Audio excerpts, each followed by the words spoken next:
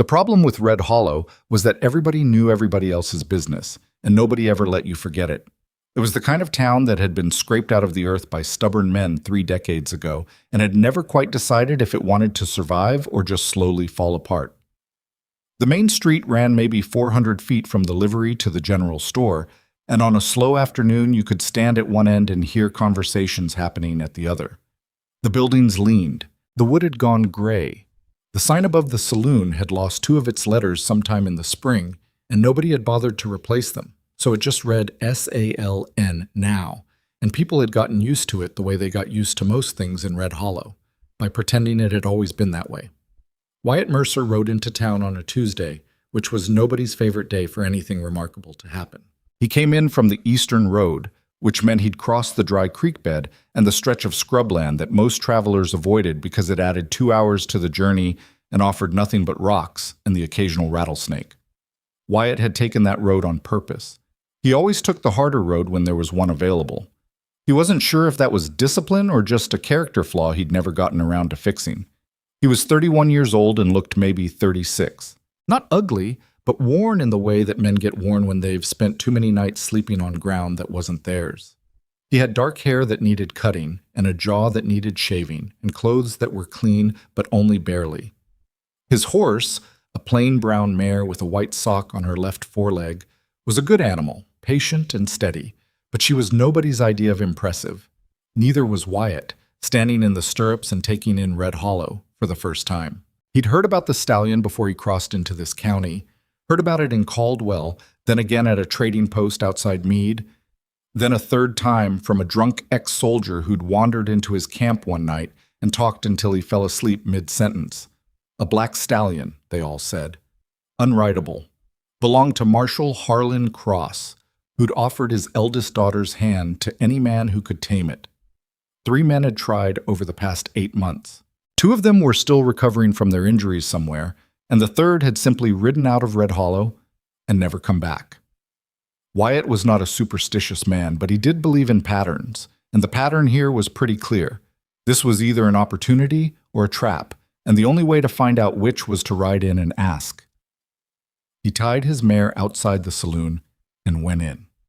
The inside of the SALN smelled like every other saloon Wyatt had ever been in. Sawdust and spilled beer, and the particular sourness of men who'd been indoors too long. 4 men sat at a card table near the window. A barkeep with impressive sideburns stood behind the counter, doing something inefficient with a rag and a glass. Nobody looked up when Wyatt came in, which suited him fine. He ordered a beer, paid for it, and drank half of it before he said anything. "I'm looking for Marshal Cross," he said to the barkeep. The barkeep stopped polishing the glass. The men at the card table didn't stop playing, but the rhythm of the cards slowing down, the kind of pause that meant people were listening while pretending not to. "You the law?" the barkeep asked. "No." "You got business with him?" "I'm here about the horse." The card table went completely quiet.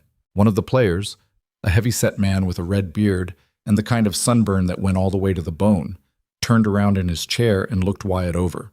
Not rudely, exactly. More the way you look at something when you're trying to figure out whether it's worth saying something about. "You heard about that all the way from wherever you came from?" the red-bearded man said. "Heard about it in 3 different places between here and Caldwell. And you still came." "I still came."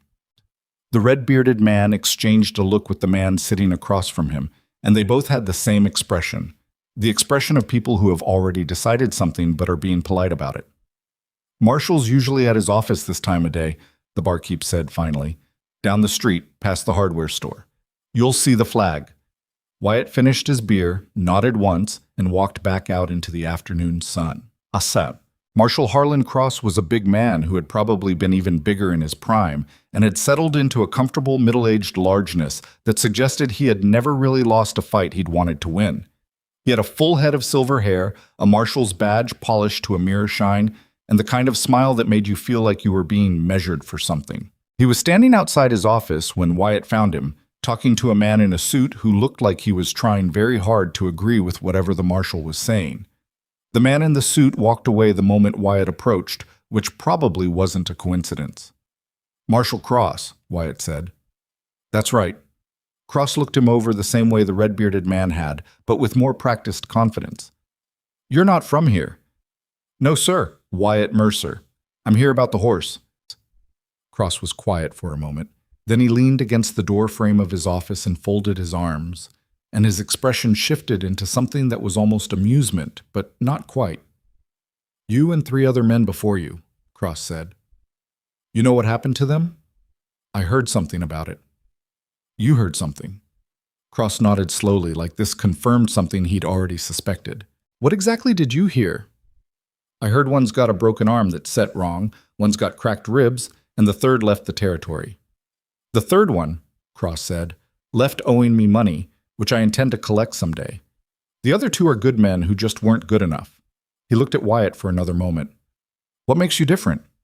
Wyatt had thought about how to answer this question, because he'd known it was coming.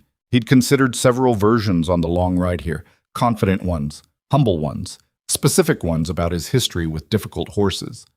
In the end, he said the honest thing, which was also the simplest. "I don't know yet, but I'd like the chance to find out." Cross studied him.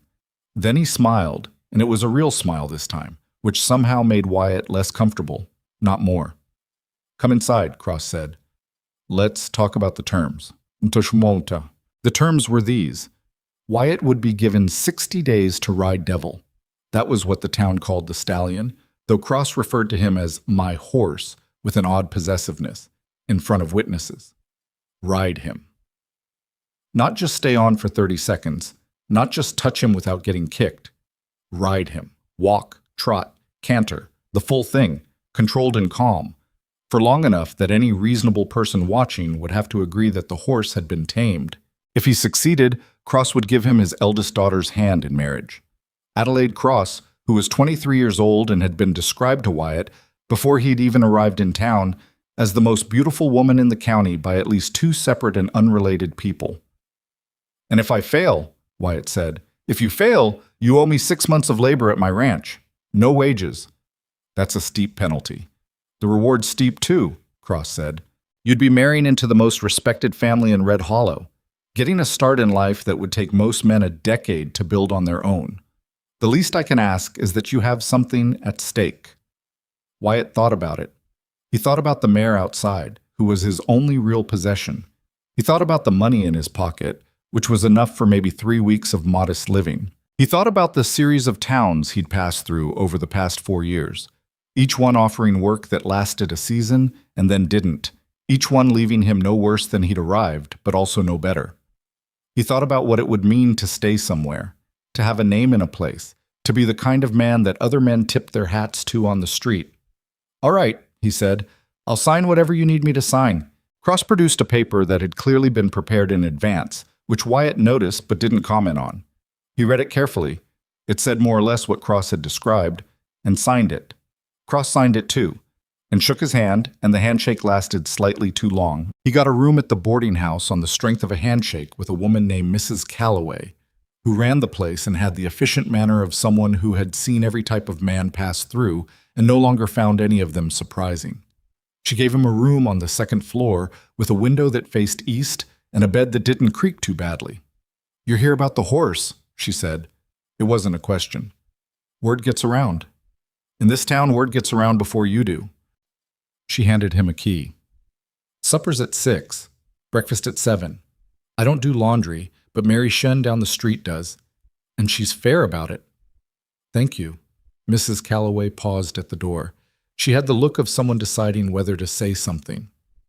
"The other men who came for the horse," she said, "they all stayed here too." "I know." "You know what happened to them?" "I do." She was quiet for a moment. "The horse isn't what's wrong with this arrangement," she said, and then she was gone before Wyatt could ask her what she meant. He saw Devil for the first time the next morning. Cross had a barn on the edge of town, bigger than you'd expect, well built, the kind of structure that said money had been spent on it. The stallion was in a reinforced stall at the back, and Wyatt heard him before he saw him. A heavy, rhythmic impact against the wood, steady and deliberate, like something being very patient about its anger. The stall door was chest height, solid, with iron fittings. Devil stood in the back corner with his head turned, watching Wyatt with one dark eye. He was extraordinary. Wyatt had been around horses his whole life, and he'd never seen one quite like this. Black from nose to tail, with not a single white marking, heavy through the chest and hindquarters, with legs that suggested a combination of power and speed that didn't usually coexist. He looked like the kind of horse that someone had paid a significant amount of money for, and looking at him, Wyatt started to understand why Cross had made the bet in the first place. A horse like this should have been tameable. A horse like this should have been controllable. The fact that he wasn't was probably embarrassing. "Morning," Wyatt turned. A young woman was coming through the barn door, carrying a bucket in each hand and a leather satchel over one shoulder. She was maybe 25, with brown hair pulled back and a plain dress that had been mended in several places. She was, to put it plainly, heavy, not in a way that anyone in Red Hollow was likely to let pass without comment, he suspected, based on the 2 seconds she'd been in his view and the way she moved, which was the careful way of someone who expected to be noticed for the wrong reasons. "You must be the new one," she said, setting down her buckets without seeming bothered by the weight. "The one here about Devil." "Wyatt Mercer." "Eleanor Cross." She pulled an apple from her satchel and held it toward the stall without looking at Wyatt. "He won't bite you if you don't crowd him, but don't go in the stall yet, not until he knows you." Devil had swung his head toward her the moment she walked in. The steady impact against the wood had stopped. "You work here?" Wyatt asked. "I live here," Eleanor said, with a flatness to the words that suggested the distinction mattered to her. "This is my father's barn. I'm his daughter." Wyatt looked at her again, recalibrating. He'd been told Cross had daughters, plural. He'd been told Adelaide was the eldest. He hadn't thought much beyond that. "Adelaide's the one you're trying to win," Eleanor said, still not looking at him, feeding apple slices through the bars of the stall. "I'm the other one." She said it like she was reading a line from a script she'd read 100 times. Matter of fact. Not bitter exactly, but with the particular exhaustion of someone who has explained a simple and unpleasant fact so often it no longer even stings. Wyatt didn't know what to say to that, so he didn't say anything. "Devil's been in that stall for 18 months, Eleanor said. "He was a different horse before that. My father bought him off a man from the Eastern Territories who'd had him for 3 years. And when he arrived here, he was still manageable. Not easy, but manageable." She paused. "Then he put 2 men on him who didn't know what they were doing, and they were rough about it, and that was that." "He's traumatized," Wyatt said. Eleanor finally looked at him. She had dark eyes, steady and direct in a way that caught him off guard. "That's the word for it," she said. "Most people just call him mean. Most people aren't usually right about horses." She considered this for a moment, then looked back at the stall. "What are you planning to do?" "I haven't decided yet." "What would you do?" She gave him a look that was somewhere between suspicious and surprised, like she was trying to figure out whether he was making fun of her. "I'd stop trying to put anything on him," she said, "for about 2 weeks. I'd just come in, sit near the stall, talk to him. Let him figure out that not every person who comes in here wants something from him." "Your father won't like that." "No," Eleanor agreed. "He won't." The apple was gone. Devil stood at the front of his stall now, head hanging over the door, watching Eleanor with something that was almost calm. "He lets you near him," Wyatt said. "I've been coming in here every morning for a year," she said. "He didn't let me near him for the first 3 months." She picked up her buckets. She was going to leave. He could see that, and he found himself not wanting her to, not because of anything particular, but because she was the first person in this town who'd talked to him like he was worth talking to. "Same time tomorrow?" he asked. She looked at him again with that weighing look. "I'm here every day," she said. 6 in the morning. Whether you're here or not makes no difference to me." She walked out. Devil watched her go and then lowered his head with what Wyatt could only describe as disappointment. "All right," Wyatt said quietly, to the horse, to the barn, to nobody. "Let's figure this out." The first week was humbling. Cross had expected Wyatt to start immediately. Had told him, on the second day, standing at the barn door with his arms folded and his silver hair catching the morning light, that the clock was running and that he'd already wasted a day. "I'm not wasting anything," Wyatt said. "I'm reading the horse." "Reading him," Cross repeated with the careful tone of a man who found this amusing rather than irritating, which was somehow worse. "That's right. The last man who took this job said something similar, lasted 3 weeks before Devil put him through the fence. I'm not the last man, Wyatt said. Cross left. Wyatt went back into the barn. Eleanor was already there, which was how it went every morning. She arrived before Wyatt, fed Devil, checked his water, cleaned the stall in a practiced and efficient way that made it clear she'd been doing it for a long time. She didn't talk much at first. Wyatt didn't push. He just sat on a stool near the stall and watched the horse, and gradually Eleanor would say things, observations mostly, about what Devil was doing, what it meant, what she'd noticed. She noticed everything. See how he stands when someone new comes in, she said one morning near the end of the first week. He puts his weight on his right side, means he's ready to kick left. If you come in from the left, even just walking by, he'll go for you. How'd you figure that out? Watched him. And one of the ranch hands found out the hard way in March. She didn't smile exactly, but there was something in her voice. He was fine for a week after that, came in from the right every time. Smart. Or scared, she said. Wyatt looked at her. Of Devil? Of my father finding out he got kicked and deciding it was his fault. She moved to check the water trough without elaborating. At night, Wyatt ate at the boarding house and listened to the conversations around him with the attention of a man who understood that in a town this small, what people talked about at dinner told you more about a place than anything else could.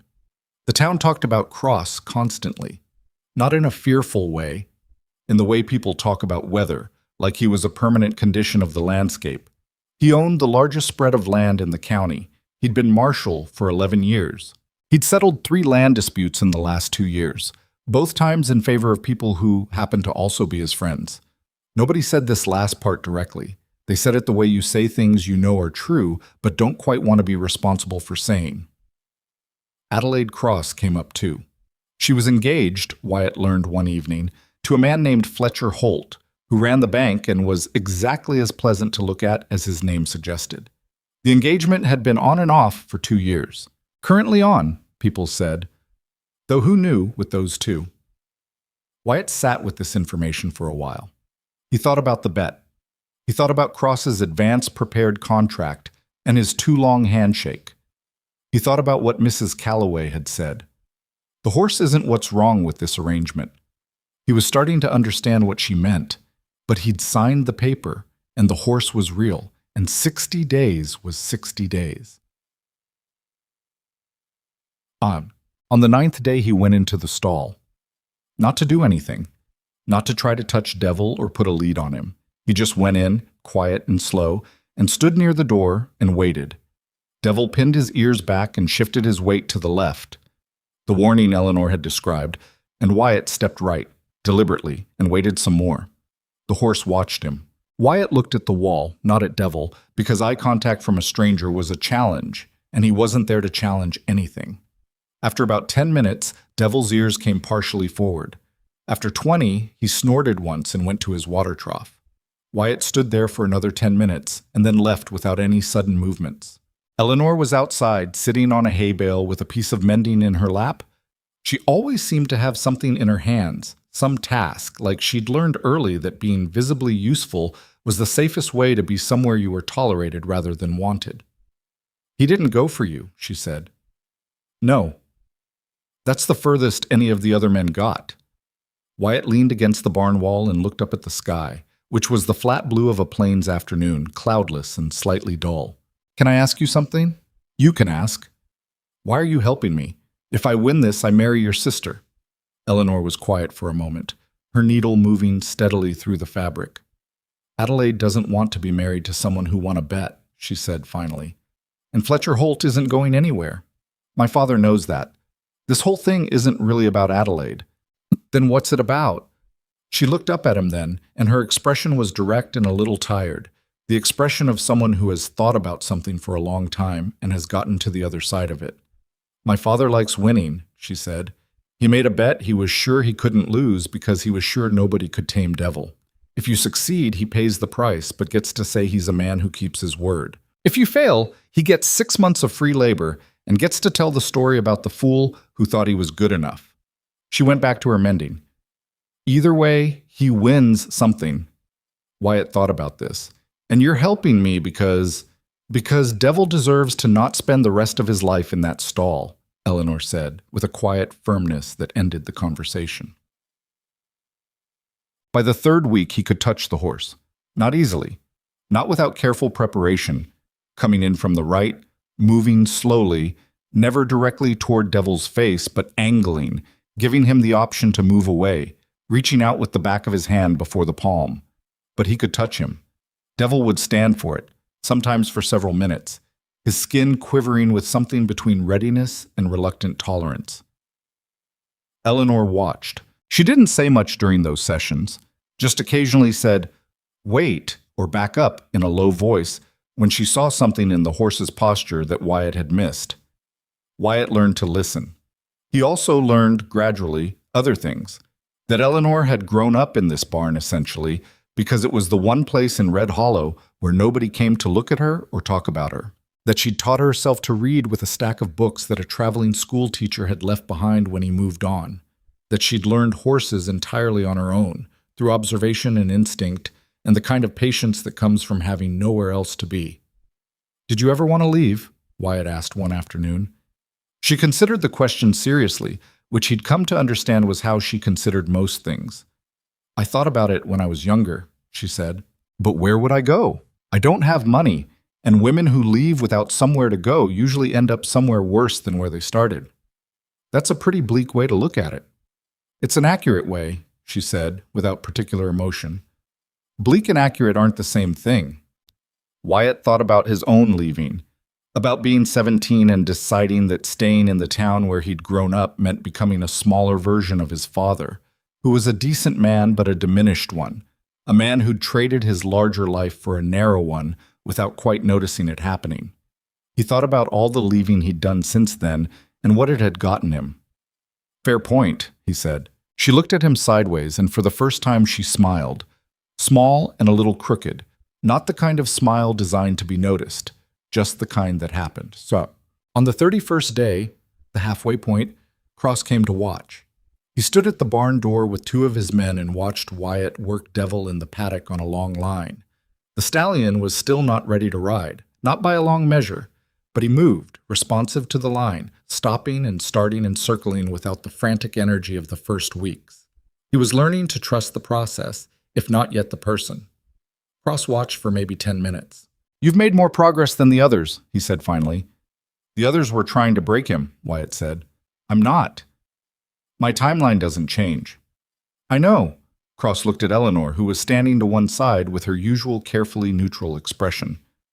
"You two have been spending a lot of time together," he said, in the tone of a man making an observation that isn't quite an observation. "She knows the horse," Wyatt said. "I'd be a fool not to listen to her." Cross said nothing to this. He looked at Eleanor for another moment, and something crossed his face. Something complicated, not quite dismissal, but not quite its opposite either. And then he turned and walked away with his men. Eleanor waited until he was out of earshot. "He's keeping track," she said quietly. "Of what?" "Of everything," she said. "That's what he does." Devil tossed his head and pranced sideways, and Wyatt brought his attention back to the line, and the afternoon continued, and somewhere in the distance a hawk was making circles in the cloudless sky, patient and watching, waiting for whatever was going to happen next. He had 29 days left. He was only beginning to understand what he had gotten himself into. 29 days felt like a reasonable amount of time, until Wyatt woke up on the 32nd morning and Devil put him through the paddock fence. It wasn't even a dramatic failure. That was the worst part. Wyatt had been doing everything right, coming in from the right, moving slow, keeping his voice low and even, and Devil had tolerated it, the way he'd been tolerating it for days. And then something shifted in the horse, some internal weather that Wyatt hadn't read correctly, and before he'd fully processed what was happening, he was on the wrong side of the fence, with the breath knocked out of him and a splinter in his palm, the length of a thumbnail. He lay in the dirt for a moment, staring up at the sky, which was the same flat blue it always was, completely indifferent. Eleanor appeared at the fence.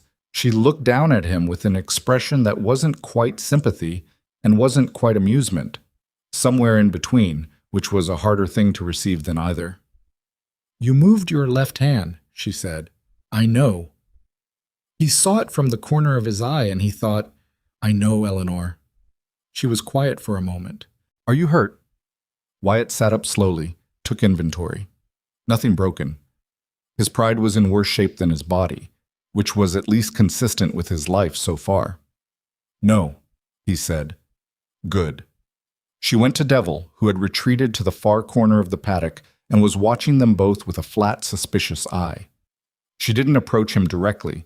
She just stood near the fence on his side, not looking at him, waiting. Wyatt pulled the splinter out of his palm with his teeth, spit it out, and climbed back through the fence. Don't, Eleanor said without turning around. I'm not going near him. I know, but sit down over there. She tilted her head toward the hay bale by the barn door. Give him 20 minutes. Wyatt sat. His ribs ached where the fence post had caught him. He watched Eleanor stand there in the morning light, patient and still, and watched Devil gradually shift his weight and lower his head by degrees, the way a man might lower his shoulders after a long argument. The tension not gone, but redistributed into something more manageable. He's never thrown you, Wyatt said after a while. He's come close a few times, but not through a fence. Eleanor didn't answer right away. She reached into her coat pocket and produced half an apple, held it out flat on her palm without moving any closer, and waited for Devil to decide. He took about 4 minutes to decide. When he finally moved toward her, it was with the careful dignity of an animal that wanted you to understand it was making a choice, not being compelled. He threw me once, she said, while the horse lipped the apple from her hand. About 8 months ago. Not hard. He didn't mean to, I think. I'd come in when he was having a bad night and I wasn't paying attention. She stroked his nose briefly, then pulled her hand back. I hit the water trough and cut my arm pretty badly. What did you do? Cleaned it up and came back the next morning. Wyatt looked at her. Because you weren't going to let him win? She shook her head. Because he needed someone to come back. He'd spent a year with people who left after he scared them. I didn't want to be another person who left.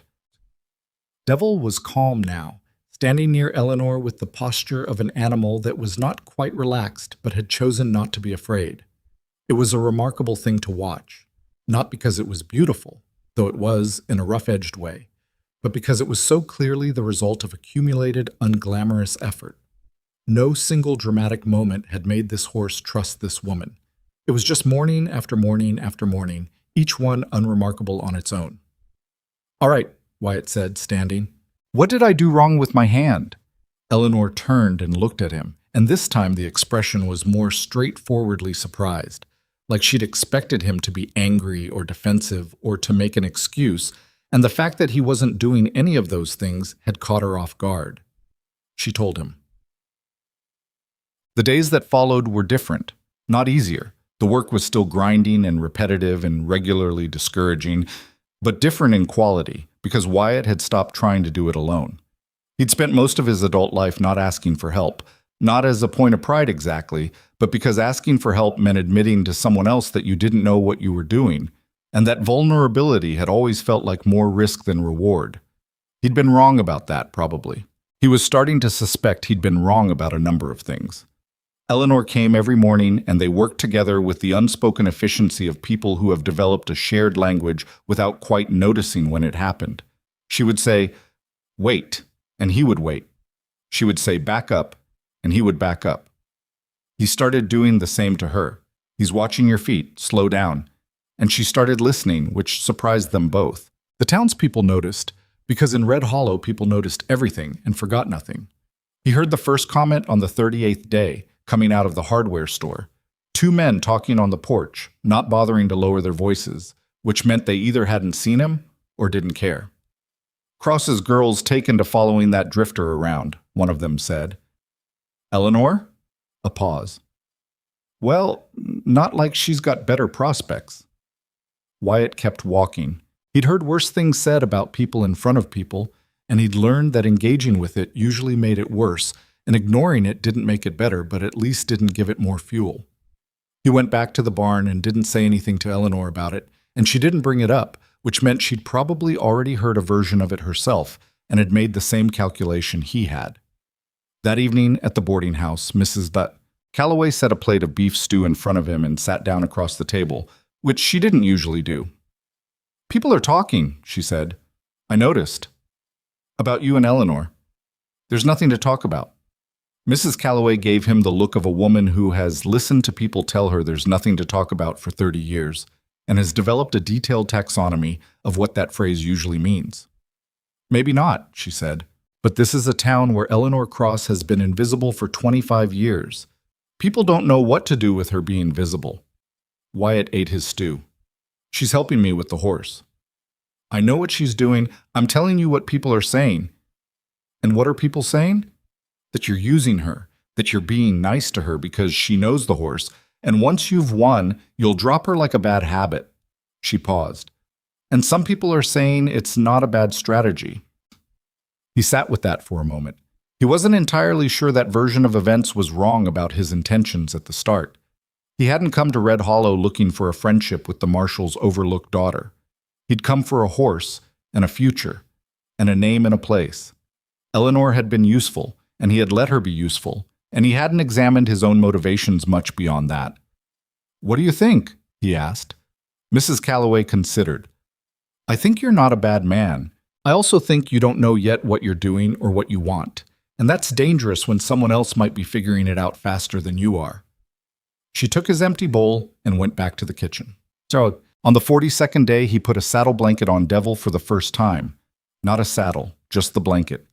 He stood at Devil's shoulder, close enough that the horse could feel the warmth of him, and laid the blanket across his back the way you'd lay a coat on a chair, without ceremony, without hesitation, without making a bigger deal of it than it needed to be. Devil's skin rippled. His head came up. He shifted his weight left, then seemed to reconsider, and the weight came back to center. Eleanor, standing at the paddock fence, let out a breath she'd been holding.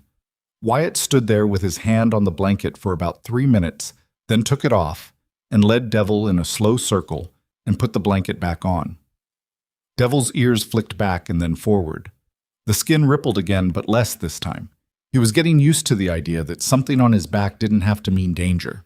"That's the first time anyone's put anything on him in 2 months, Eleanor said when Wyatt came out of the paddock. "He's ready for more than people think." "He's ready for more than my father is going to give him credit for," she said, which was a different statement, and they both knew it. Cross had come by twice more in the past 2 weeks. Both times he'd watched for a few minutes with his careful expression and said little. He'd mentioned on the second visit that a few people in town were beginning to wonder if the challenge was legitimate. "They're saying you've made the terms too easy," he told Wyatt, "that you're taking too long, that a real horseman would have been on that animal by now." "A real horseman wouldn't have tried to break him in the first place," Wyatt said. Cross had smiled at that. The smile was getting harder for Wyatt to read, which was not a good sign. After he left, Eleanor said quietly, "He's getting nervous." "About what?" She looked at Devil, who was standing in the paddock watching them both. "About losing." Wyatt frowned. "He told me if I succeed, he honors the bet." "He told you that," she said, "and he will. But winning costs him something he hasn't fully thought through yet. And when my father figures out something is going to cost him, he starts looking for ways to adjust the accounting." She went back to her work before Wyatt could ask what she meant by that. He was starting to notice that Eleanor said important things sideways, in the margins of other sentences. He wasn't sure if it was habit or caution, or just the communication style of someone who'd learned early that saying things directly in this household was not always safe. Adelaide Cross came to the barn on the 45th day. Wyatt had seen her from a distance a few times, at the far end of the street, coming out of the general store, once on horseback on the road north of town. She was, as described, beautiful in a way that was hard to argue with. Fair-haired, composed, with the particular confidence of a woman who had always been the most looked-at person in any room and had arranged her life accordingly. She came to the barn in the late morning when Eleanor wasn't there and stood at the paddock fence watching Wyatt work Devil on the long line. "You're better at this than I expected," she said, by way of greeting. Wyatt kept his eyes on the horse. "Thank you. I mean that as an observation, not a compliment. The others who tried were a mess from the beginning. You at least look like you know what you're doing." "Eleanor's been helping." There was a pause. "I know," Adelaide said. "The whole town knows." Wyatt brought Devil to a halt and looked at her then. She was watching him with an expression he couldn't quite read. Not hostile, not warm, just attentive in the way of someone making a careful assessment. "I'll be honest with you," she said, "since it seems like you might be the kind of person who can handle honesty." "I can generally handle it. I'm not going to marry you." Wyatt was quiet for a moment. "Does your father know that?" "My father knows whatever he decides to know," she said. "Fletcher Holt and I have an understanding. It's been complicated, and it's going to stay complicated for a while longer probably, but the outcome is not going to be me marrying whoever wins a horse race." She said this without particular cruelty, more the way you state a fact you wish weren't necessary to state. "I'm telling you this because I think you should know what you're actually winning, if you win." Wyatt thought about the contract. He thought about Cross's advanced preparation and his handshake, and Mrs. Calloway's careful words. He thought about Eleanor saying he starts looking for ways to adjust the accounting. "What am I actually winning?" he asked. Adelaide looked at the horse, then back at him. "My father's respect, maybe. Land, possibly. He's mentioned offering a parcel to whoever succeeds, though he's not put that in writing, so I wouldn't count on it. And the right to say you did something nobody else could do in Red Hollow." She paused. "That last one might be worth more than you think in a town like this." "And your sister?" Wyatt asked. He wasn't sure why he said it. Adelaide's expression shifted, subtly, into something more careful. "Eleanor's her own person," she said. "She doesn't need me to speak for her." She walked away, and Wyatt stood with the lead rope in his hands and Devil breathing quietly beside him, and turned this new information over in his mind like a stone he'd found on the road that was heavier than it looked. That night he found Eleanor in the barn, which wasn't unusual. She often stayed late, doing things that didn't need doing, but that she did anyway, the way people do when they're not quite ready to go back inside. She was repairing a bridle by lamplight, her hands steady and practiced, and she looked up when he came in but didn't stop. "Your sister came to see me today," he said. Eleanor's hands kept moving. "I know. She told me she was going to." "She told you first?" She asked if I'd mind. A pause. I said I didn't. Wyatt sat down on the hay bale. His hay bale, he'd come to think of it, the one he always sat on. "Did you know she wasn't going to marry me?" "I suspected," Eleanor said. "Adelaide doesn't do things because my father tells her to. She never has." "So this whole arrangement was never really about Adelaide," Eleanor said. "I told you that on the first day." He had forgotten. Or not forgotten exactly, but filed it away under things that might matter later and not taken it out again. He took it out now and looked at it. "Then what does your father actually want from this?" he asked. Eleanor set the bridle down and looked at him directly, and her expression was complicated. Not the guarded flatness she wore around most people, but something more uncertain, like she was deciding how much of what she knew to actually say. "He made a bet he was sure he'd win," she said. "Either way, he comes out looking like the man who keeps his word and bends the frontier to his will. If you fail, he's proved again that Devil is unrideable, which means he has a legendary horse and a story. If you somehow succeed—" She stopped. "If I somehow succeed—" "He gets to decide what success actually means," she said. He worded the bet carefully. "You win Adelaide's hand, but Adelaide can refuse. A woman's consent matters even to men like my father, because if she refuses, nobody can blame him." She looked down at the bridle again. "He's been very careful." The lamp between them flickered in a draft from the barn door, and the shadows moved across Eleanor's face, and Wyatt looked at her. Really looked at her, maybe for the first time. The way you look at someone when you've stopped seeing them as the background of your own story and started seeing them as a person with their own one. She'd been here every morning.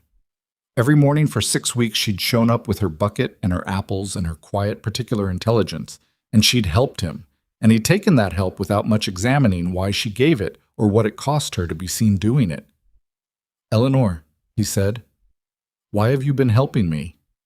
She was quiet for long enough that he thought she wasn't going to answer. "Because Devil deserves to get out of that stall," she said, which was what she'd said before. "That's not all of it." Another silence. The horse shifted in his stall, and the lamp threw gold light across the straw. "Because I wanted to see if it was possible," she said finally, her voice lower. "Not the horse. I know the horse is possible. I've known for a year what Devil could be if someone approached him right. She paused. I wanted to see if a person could come to this town and do something that everyone here had already decided was impossible and make them watch it happen. She picked up the bridle again. It's a stupid reason. It's not stupid. It's selfish, she said. I'm not going to pretend it isn't. Maybe, Wyatt said, but it's honest. She didn't say anything to that. Outside, the night had settled fully over Red Hollow, and the only sounds were the usual ones: wind, horses, the distant murmur of the saloon that never quite went quiet. On the 54th day, Wyatt sat on Devil's back for the first time. Not a ride. He didn't ask the horse to move. He just put his foot in the stirrup, slow and deliberate, and came up and settled his weight into the saddle with all the gentleness he had in him, and waited. Devil's whole body went rigid. His ears went flat. Every muscle under Wyatt's legs was a coiled wire, and Wyatt sat absolutely still and breathed and waited. Eleanor was at the fence. She wasn't looking at Wyatt. She was looking at Devil, watching his ears, reading him. Talk to him, she said quietly. What do I say? It doesn't matter. Just talk. Wyatt talked. He said nothing in particular. Rambling, quiet words about nothing, about the color of the morning, about his mare, about a horse he'd known as a boy that had a habit of stealing hats. He kept his voice steady and low, and he sat there and let Devil feel his weight, and after about 4 minutes the rigid wire went slack, degree by degree, like a knot being worked loose. Devil's ears came forward. He snorted once, a long exhale that Wyatt could feel through the saddle, and then he was just standing there, a horse with a man on his back, and neither of them was fighting it. Eleanor made a sound that Wyatt had never heard her make before. Barely a sound at all, really, more an exhalation than anything, like she'd been holding something inside for a very long time and had just, quietly, let it go. Wyatt sat on Devil for 7 minutes. Then he dismounted the way he'd mounted, slow and deliberate, and led the horse in a quiet circle, and stood beside him with his hand flat on the black neck, feeling the warmth of him. He had 6 days left. It was going to be enough. He knew that now, with a certainty that had nothing to do with confidence and everything to do with the specific earned knowledge of a man who has done the work. What he didn't know, what he was only beginning dimly to suspect, was that taming the horse was going to be the simplest thing that happened on the final day. The complicated thing was going to be everything else. The last 6 days were the quietest of the 60. Not peaceful, quiet, in the way a sky goes quiet before a storm comes in. That particular stillness where the air stops moving and the birds stop talking and everything in the landscape seems to be holding something back. Wyatt felt it but couldn't name it exactly. He told himself it was just nerves, the particular pressure of an ending approaching, the way any long effort gets heavier in the final stretch. He rode Devil every morning for those 6 days. Short sessions, unhurried, asking nothing dramatic, walk, stop, turn, the basic grammar of a horse that has learned to listen. Devil was not a transformed animal. He was still cautious, still prone to going rigid at unexpected sounds, still capable of a bad morning if the wind was wrong or something in the barn had shifted overnight. But he was rideable, more than rideable. There were moments, brief and unrepeatable, when horse and rider moved together with a naturalness that surprised Wyatt every time it happened, like finding a quiet room in a building you'd expected to be all noise. Eleanor watched every session. She didn't say much anymore. The instructional part was done. Wyatt knew what he was doing now, had internalized enough of her reading of the horse that he could catch most things himself before they became problems. She was just there, which he'd come to understand was its own kind of language. On the 59th evening, the night before the final demonstration, she stayed later than usual. They sat outside the barn in the cooling dark, Wyatt on his hay bale, Eleanor on the fence rail, and neither of them said much for a while. The kind of silence that doesn't need to be filled. "You're ready," she said finally. "I think so." "You are." She said it with the flat certainty of someone making a factual statement. "He'll perform tomorrow. He might have a moment or two of uncertainty at the crowd noise, but he'll settle. He trusts you." Wyatt turned that over. 2 months ago, I couldn't get within 10 feet of him. 2 months ago, he couldn't get within 10 feet of himself, Eleanor said, and it was such a precise thing to say that Wyatt didn't have an answer for it. He looked at her in the dark. She was looking out at the paddock where Devil was a black shape moving slowly along the fence line, restless the way he always was before sleep. "Eleanor," he said, "whatever happens tomorrow—" "Don't," she said. "I haven't said anything yet." "I know what you're going to say, that you're grateful, that you couldn't have done this without me." She said it without bitterness, just a weary recognition. "You don't owe me a speech, Wyatt. I helped because I wanted to, that's all." "That's not all I was going to say." She looked at him then. Her expression in the dark was difficult to read, but he could see the wariness in it. The particular wariness of someone who has learned that people saying unexpected things to her usually precedes something unkind. He wasn't sure what he had been going to say. He wasn't sure he understood it himself yet. There was something he'd been circling for weeks, something that had started as background noise and gradually gotten louder, and he hadn't let himself look at it directly because looking at it directly meant reconsidering a lot of things he'd thought he was sure about. "Get some sleep," Eleanor said, and slid off the fence rail. "Tomorrow's a long day." She walked back toward the main house, and Wyatt watched her go, and Devil came to the fence and stood there in the dark, watching too. "Tee!" Cross had arranged the demonstration for 10 in the morning in the main street of Red Hollow. He'd cleared a stretch of the street, or rather, he'd told people to clear it, and people had, because that was how things worked when Harlan Cross told them, and set up a kind of makeshift arena with rope barriers on either side. By 9:30, half the town had turned out. People stood 3 and 4 deep along the rope, men with their hats pushed back, and women with their arms folded, and children climbing the fence posts of the nearest building for a better view. Wyatt had seen crowds before, but there was something particular about this one. He felt it when he came out of the boarding house in the morning, a current running through the gathered people. Not quite excitement and not quite anticipation, but something with an edge to it, the specific energy of a crowd that is assembled not entirely sure whether it wants to see something succeed or fail and is prepared to enjoy either. He dressed in his best, which was not impressive but was clean and intact and had the merit of being his. He'd shaved. His mare was stabled and settled. He walked across his barn alone, taking the long way around the back of the hardware store. Not because he wanted to avoid people, but because he needed 10 minutes of quiet before this began. Eleanor was already at the barn. She'd done something different with her hair, pinned it up, which she usually didn't, and she was wearing a dress that was clearly her better one, plain but well kept. She was standing with Devil, her hand on his neck, talking to him in the low voice she always used, the one that wasn't really words so much as continuous sound, a reassurance. She looked up when Wyatt came in. "How is he?" Wyatt asked. "Tense," she said. "He can hear the crowd. He doesn't like it." "Can he handle it?" Eleanor looked at the horse, then at Wyatt. "Yes. But don't rush him in the beginning. Give him 60 seconds just to stand and look before you ask him for anything. He needs to understand it's not a threat." "All right." She stepped back from Devil and turned to look at Wyatt, and something in her expression was different this morning, more contained than usual, more carefully arranged, like she'd made a decision somewhere in the night about what her face was going to show today and had prepared it accordingly. "Whatever happens," she said. "You said that last night. I'm saying it again. A beat. Whatever my father does or doesn't do, whatever the town thinks, you did this. You and Devil did this. Nobody can say otherwise." Wyatt looked at her for a long moment. "We did this," he said. She didn't argue, but she looked away, and the careful arrangement of her expression shifted for just a second into something more complicated, and then she straightened up and said, "You should get him ready."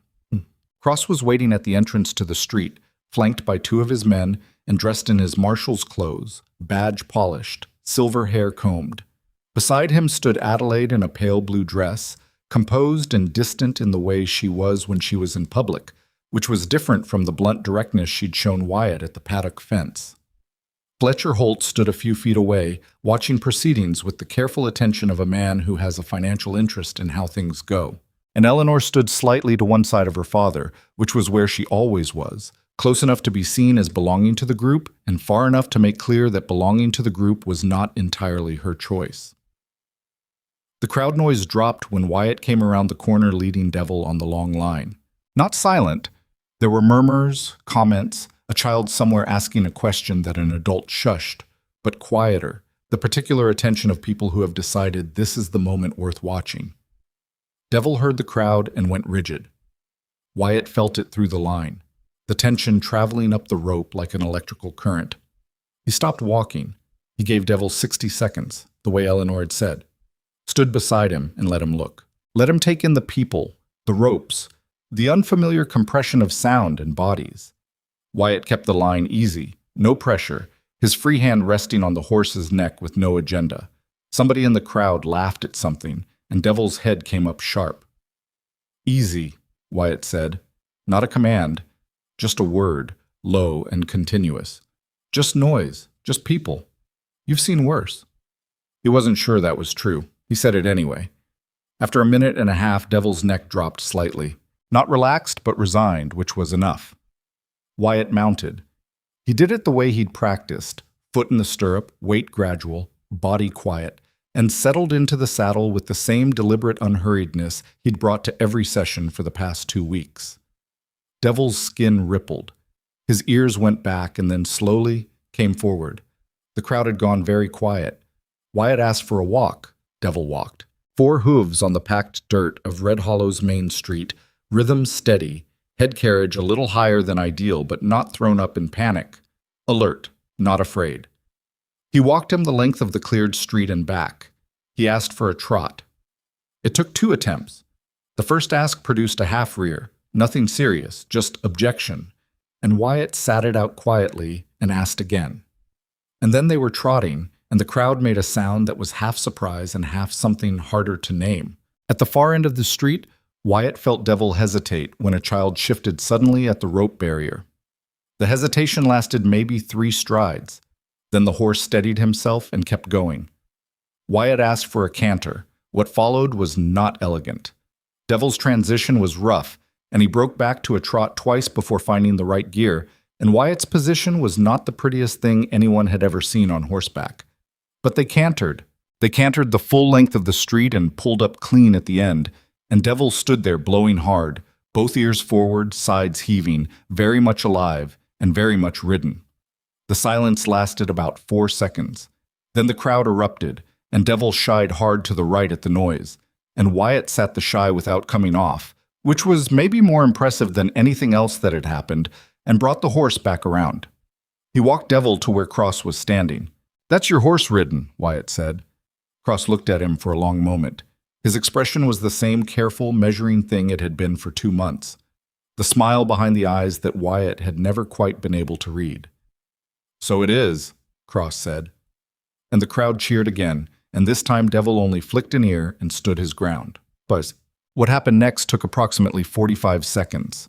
Cross held up his hand for quiet, and the crowd settled, and he looked around at the assembled people of Red Hollow with the practiced ease of a man who has always been the largest presence in any room he occupies.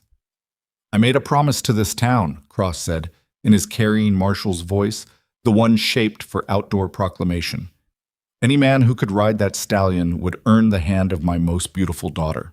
Murmurs of assent, people nodding, some looking at Adelaide, who stood with her expression composed and unmoved.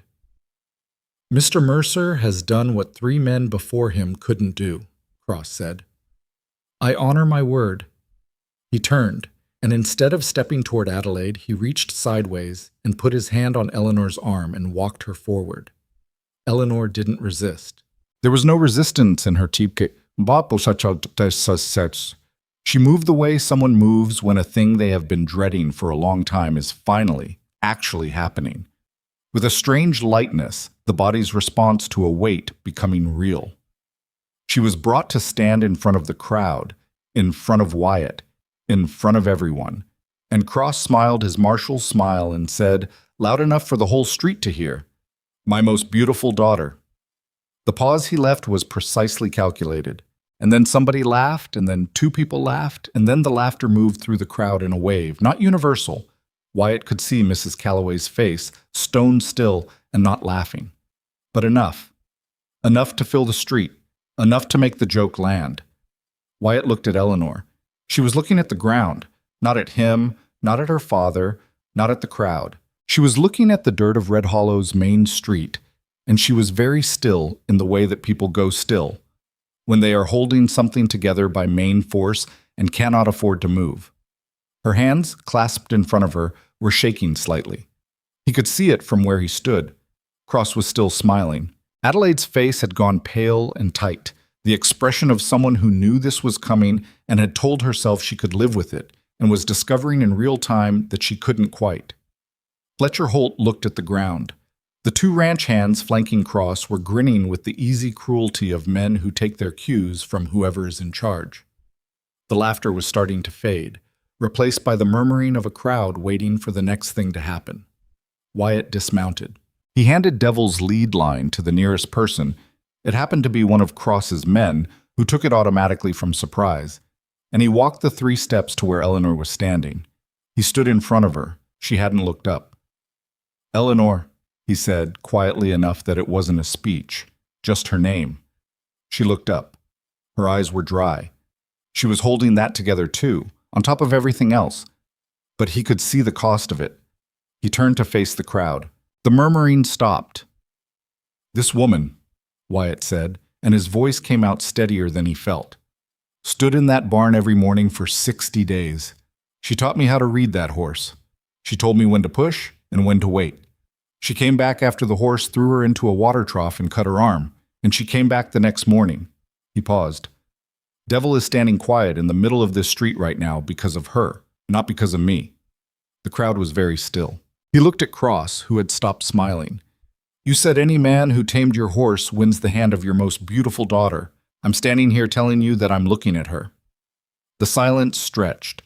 Cross's expression had gone through several things rapidly. Surprise, recalculation, a flash of something that might have been real anger underneath the marshaled composure, and settled on a careful blankness, the face of a man who is buying time.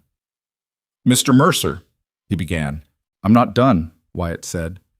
"You made a public bet in front of this town, and I'm telling this town publicly that Eleanor Cross is the reason that horse is rideable, and she's the reason I'm standing here instead of in a ditch somewhere. And if you're going to honor your word, you honor it to her." He turned back to Eleanor. She was looking at him now fully, and her expression was something he hadn't seen on her before. Not the contained flatness, not the careful guardedness, but something raw and uncertain and real, the face of someone who doesn't know what's happening and is afraid to interpret it incorrectly. He held out his hand. It wasn't a romantic gesture exactly. It was more deliberate than that, more considered. A hand extended in front of witnesses, which meant something different from a hand extended in private. It meant he was willing to be seen. Eleanor looked at his hand. Then she looked at him. "You don't have to," she said, so quietly only he could hear it. "This isn't... You don't owe me this." "I know I don't," he said. "Eleanor, take my hand." She looked at him for another moment. The weighing look. The same one she'd given him on the first day when he'd asked what she would do with the horse, trying to figure out whether he was sincere or making a different kind of fool of her. She took his hand. The crowd made a sound. Not laughter this time, something more complicated. The sound of a collective mood shifting before it had decided what to shift into. Cross had gone very still. The careful blankness had been replaced by something with an edge to it, the expression of a man who has lost control of his own narrative and knows it and is measuring the cost. "That's your word honored," Wyatt said to him, not loudly. "In front of your town." Cross looked at his daughter's hand in Wyatt Mercer's and looked at the street full of people watching him and did the calculation that a man like Harlan Cross always does. What does this cost me? What does it save me? Which way does the story go? He had built 11 years of reputation on being the man who kept his word. He had built this specific bet on being unlosable. He had lost it, and it had been witnessed, and the only move left that preserved anything was to accept it with the appearance of grace. "My word is honored," Cross said, and his voice was level and his smile came back, and both of those things cost him something that the town might not see but that Wyatt could see very clearly. Adelaide made a small sound that she covered quickly with a composed expression. Fletcher Holt looked up from the ground and found something interesting to look at on the horizon. Mrs. Calloway, in the crowd, had the face of a woman who had been waiting for something for a long time, and was now watching it arrive and wasn't sure yet how she felt about it. The murmuring in the crowd had changed in character. Not the laughter of a moment ago, not the cheer of the riding demonstration, but the particular intense low sound of people processing something unexpected, forming opinions, leaning toward neighbors to say things, stories already being revised and retold before the event was even fully over. Eleanor stood with her hand in Wyatt's, not looking at the crowd, looking at the ground again, but different from before. Before she had been looking down because she had nowhere else to look. Now she was looking down because she was trying to hold on to something that was happening too fast to fully absorb. Her hand had stopped shaking. Devil snorted behind them. The ranch hand was having some trouble holding him because Devil was looking at Eleanor with that focused horse attention, and Eleanor wasn't looking back. And this bothered him in the specific way that horses are bothered when the one person they trust seems to be occupied elsewhere. Wyatt felt Eleanor's hand tighten slightly in his, not squeezing, just adjusting. And he thought about the barn, and the mornings, and the particular kind of patience it takes to stand beside something frightened and wait for it to figure out that you're not the danger. He thought he might be learning something about that himself, though he couldn't quite say what yet. Around them, Red Hollow rearranged itself. The crowd began to break up the way crowds do when the main event is over, and the smaller events, the conversations, the arguments, the revised opinions, are just beginning. People moved and murmured, and some looked back and some didn't. Two women Wyatt didn't know were talking in rapid, quiet voices with the intensity of people who have just witnessed something they are going to be talking about for years. An old man near the hardware store had taken his hat off and was turning it in his hands, looking at Wyatt with an expression that might have been respect or might have been something else entirely. Cross had turned away.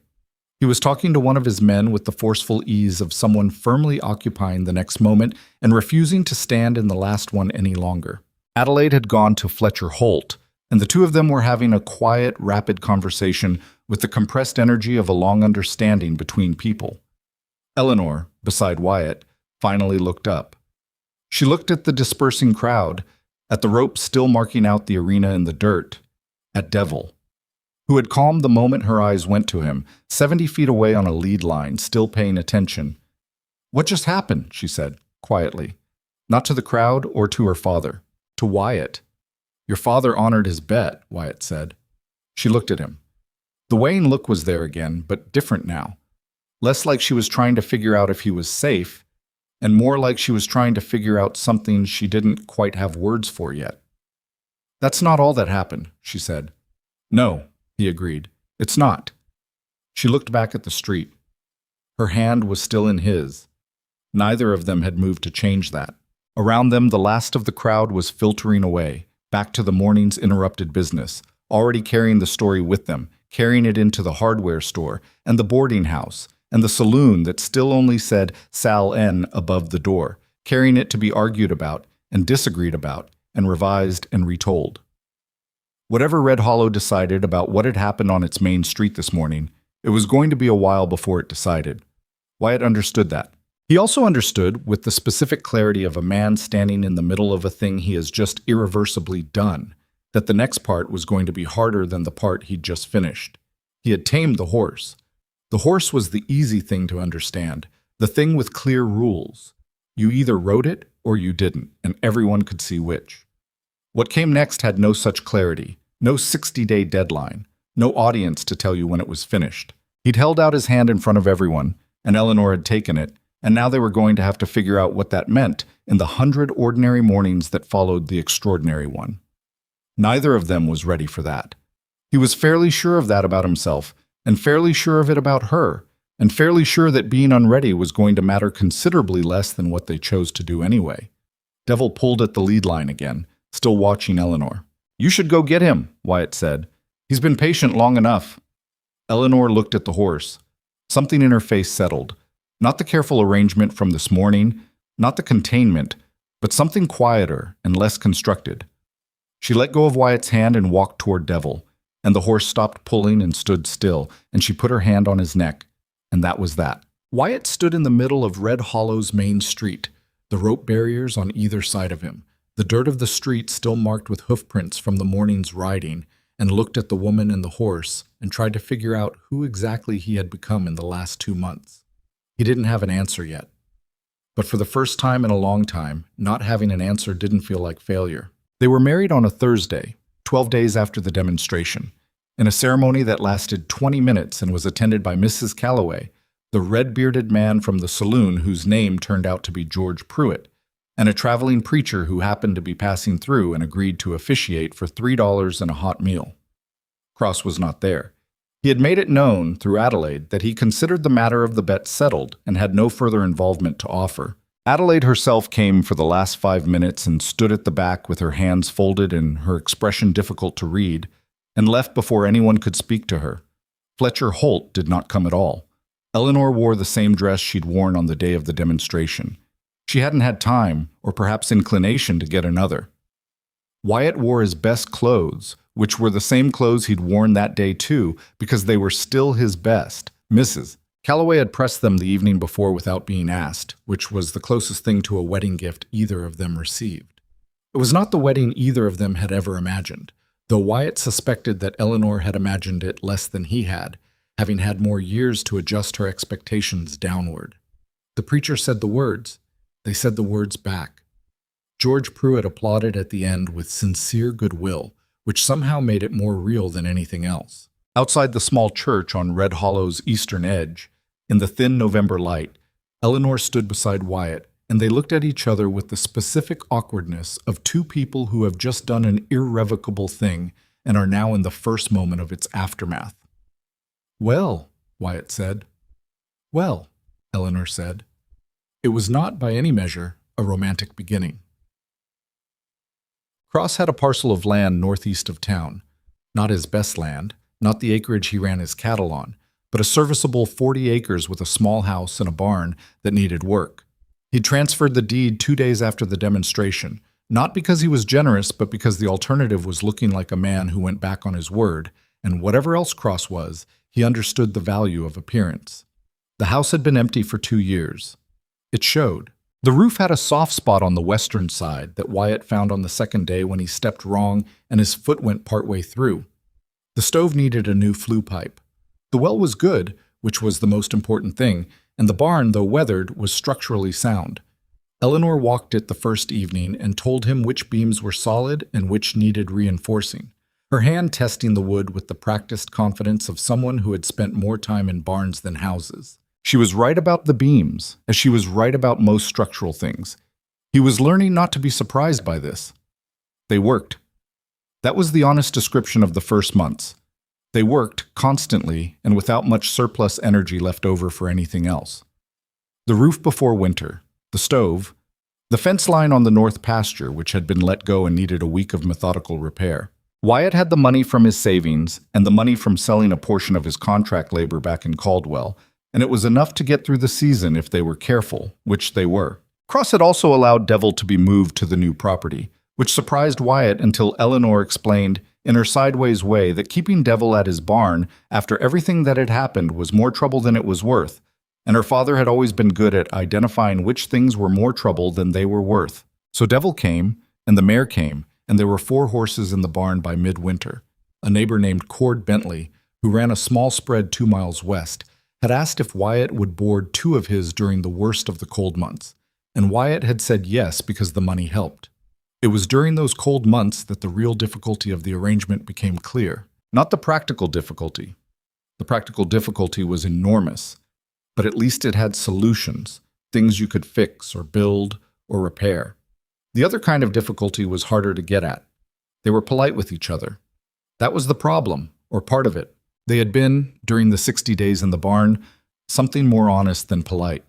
They'd been direct, sometimes blunt, the communication of 2 people focused on a shared task who didn't have the energy to manage each other's feelings. Now they were in a house together, and the shared task was the house itself, and the land and the marriage, and somehow all of that made them more careful with each other, not less, which was the wrong direction. Wyatt would come in from the barn, and Eleanor would have supper on the table, and they would eat and talk about the fence line, or the horses, or what needed doing in the morning. And it was all perfectly functional and perfectly hollow. And he could tell she felt it too because of the way she went quiet in the evenings, quieter than she'd been in the barn, which had been quiet enough. He missed how she'd talked to him when they were working with Devil. the directness of it. You moved your left hand, back up. Wait. He missed the feeling of being known. He also, though he spent several weeks not fully admitting this to himself, missed Adelaide. Not Adelaide specifically. He'd barely known her, and what he'd known hadn't been particularly what he'd imagined. He missed the idea of Adelaide, the thing she had represented when he'd ridden into Red Hollow on a Tuesday with a worn saddle and 3 weeks of money in his pocket. The future that had looked like her, respected, settled, chosen, a man with a name and a place. He hadn't gotten that future. He'd gotten a leaking roof and 40 acres, and a marriage that neither party had fully chosen, and a woman who was extraordinary in ways he was still discovering, and who he was fairly certain was lying awake at night in the room next to his, thinking about the same uncomfortable things he was. He was not a good enough man to pretend none of that was true. He was also not, he discovered, quite bad enough to let it swallow him whole. The first real fight happened in February, over the horses. Cord Bentley's 2 boarded animals had settled in fine, and Wyatt had been exercising them through the winter to keep them from going soft, and in doing so had noticed that one of them, a gray gelding of about 7 years, had a compensatory movement in his right hindquarters that Cord hadn't mentioned and possibly hadn't noticed. Wyatt mentioned it to Eleanor, who watched the horse move for 3 minutes, and said the same thing he'd concluded. Something in the hock, probably manageable with rest and adjusted shoeing, but worth addressing. Wyatt told Cord Bentley. Cord Bentley told Wyatt he was wrong. This was not by itself the fight. The fight happened after Cord left, when Wyatt came inside and said, in a tone that was more heated than he'd intended, that he was tired of men in this county assuming that because he was new here, his eyes didn't work. Eleanor, who was mending something at the table, said, "So go back and tell him again." "I did tell him." "Then tell him a 3rd time, with specifics. Write it down if you have to." "Eleanor, I know it's frustrating," she said, with a patience in her voice that was itself, somehow, frustrating. "But you're not going to change how people see you by being right once. You have to be right consistently and be willing to wait for them to catch up." "You sound like you've been doing this your whole life," he said, which was not meant unkindly but came out that way. Eleanor set down her mending. He looked at him, and the expression was not the carefully neutral one and not the warm directness of the barn, but something in between, something that had an edge to it. "I have been doing this my whole life," she said. "What do you think it's like to know something and have nobody listen? I told my father what Devil needed for a year, a full year. He brought in 3 men instead of listening to me, and those men got hurt, and the horse got worse." She paused. "I'm not saying this to make you feel bad about your situation. I'm saying it so you understand that being ignored when you're right is not a special suffering. It's just Tuesday." The word landed with a precision that was either completely intentional or completely accidental, and he couldn't tell which, but it hit. He sat down at the table. The silence had changed in character, not the comfortable silence of the barn, and not the hollow silence of their careful evenings, but something with more weather in it. "You do that," he said after a while. "Do what?" "Say the thing that makes me feel like an idiot for whatever I was about to complain about." "I'm not trying to make you feel like an idiot." "I know." He ran a hand over his face. "It's just, I came here thinking I had a plan. I had something I was trying to get to." "Well, I know what you were trying to get to." "Yeah." He looked at the table. "And instead I got here." He said it without thinking, and heard it after he'd said it, and felt the specific awfulness of words that come out wrong in a way you can't take back. He looked up. Eleanor had gone very still. "Here," she said flatly. "That's not—" He stopped. "I didn't mean—" "You meant something," she said. "What did you mean?" He thought about lying. It would have been easy. He could see the shape of the lie, something about the land or the work, something that redirected the sentence into something manageable. He also knew that Eleanor Cross could detect a lie the way she detected a horse favoring a hind leg, with the particular attention of someone who has spent years being careful about what was real. "I meant that I had a picture of what my life was going to look like," he said. "And it doesn't look like that. And I haven't figured out yet how to want what I actually have instead of what I thought I was getting." The honesty of it hung in the air between them. Eleanor looked at him for a long moment. Her expression had done something complicated and settled into something he couldn't name. Not hurt exactly, Or not only hurt, but a kind of recognition, like something she'd suspected had just been confirmed, and she was deciding how to feel about the confirmation. At least you can say it, she said finally. Most men in this situation would just start drinking. It surprised a sound out of him that was almost a laugh. Not quite, but close. I don't know what we are, he said. I don't know how to be this. Neither do I, Eleanor said. She picked up her mending again. I don't know how to be chosen by someone who wanted someone else. I don't know what to do with the fact that I don't know if you would have noticed me at all if it hadn't been for the horse. She said it without accusation, just with the flat honesty that was her particular mode. I think about that a lot. And? She was quiet, her needle moving. And I don't have an answer, so I just get up in the morning and do the next thing. They sat with that for a while.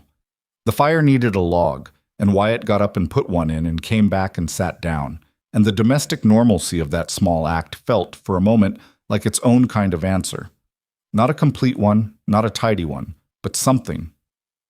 The gray gelding, Wyatt said, after a while. I think we should write up what we observed, date it, so when Bentley brings him in lame in 6 weeks, we have it on paper. Eleanor looked at him. The edge had gone out of her expression. That's a good idea, she said. Right. The gray gelding came back lame in 5 weeks, not 6, which Wyatt noted with private satisfaction and did not say out loud.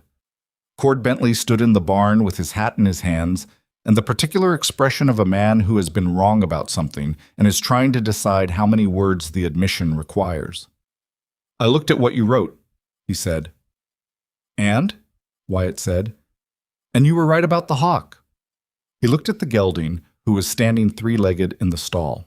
Doc Heller said the same thing this morning, said if we'd caught it 2 months ago. We did catch it 2 months ago, Eleanor said from the corner where she was filling a water bucket. Cord looked at her. It was a look that had several things in it. Surprise at being addressed, mild discomfort, the recalibration of someone who hadn't been expecting a contribution from that quarter. Yes, ma'am, he said. I reckon you did. He paid for the board and the lost work time on the horse, and before he left, he stood at the barn door for a moment and said, If you're looking for more horses to board in the spring, I know 2 men north of here who might be interested. Wyatt said they'd be open to it. After Bentley left, he and Eleanor stood in the barn with the gray gelding between them, and Eleanor said, Don't. Don't what? Don't make a big thing of it. I wasn't going to. You had a face, she said. I don't know what that means.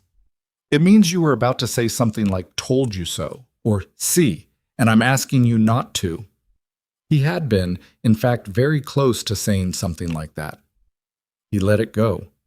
She was right that it was unnecessary, and she was right in the specific way she was often right, which was the way of someone who understood that being right was only worth something if you were also smart about what you did with it.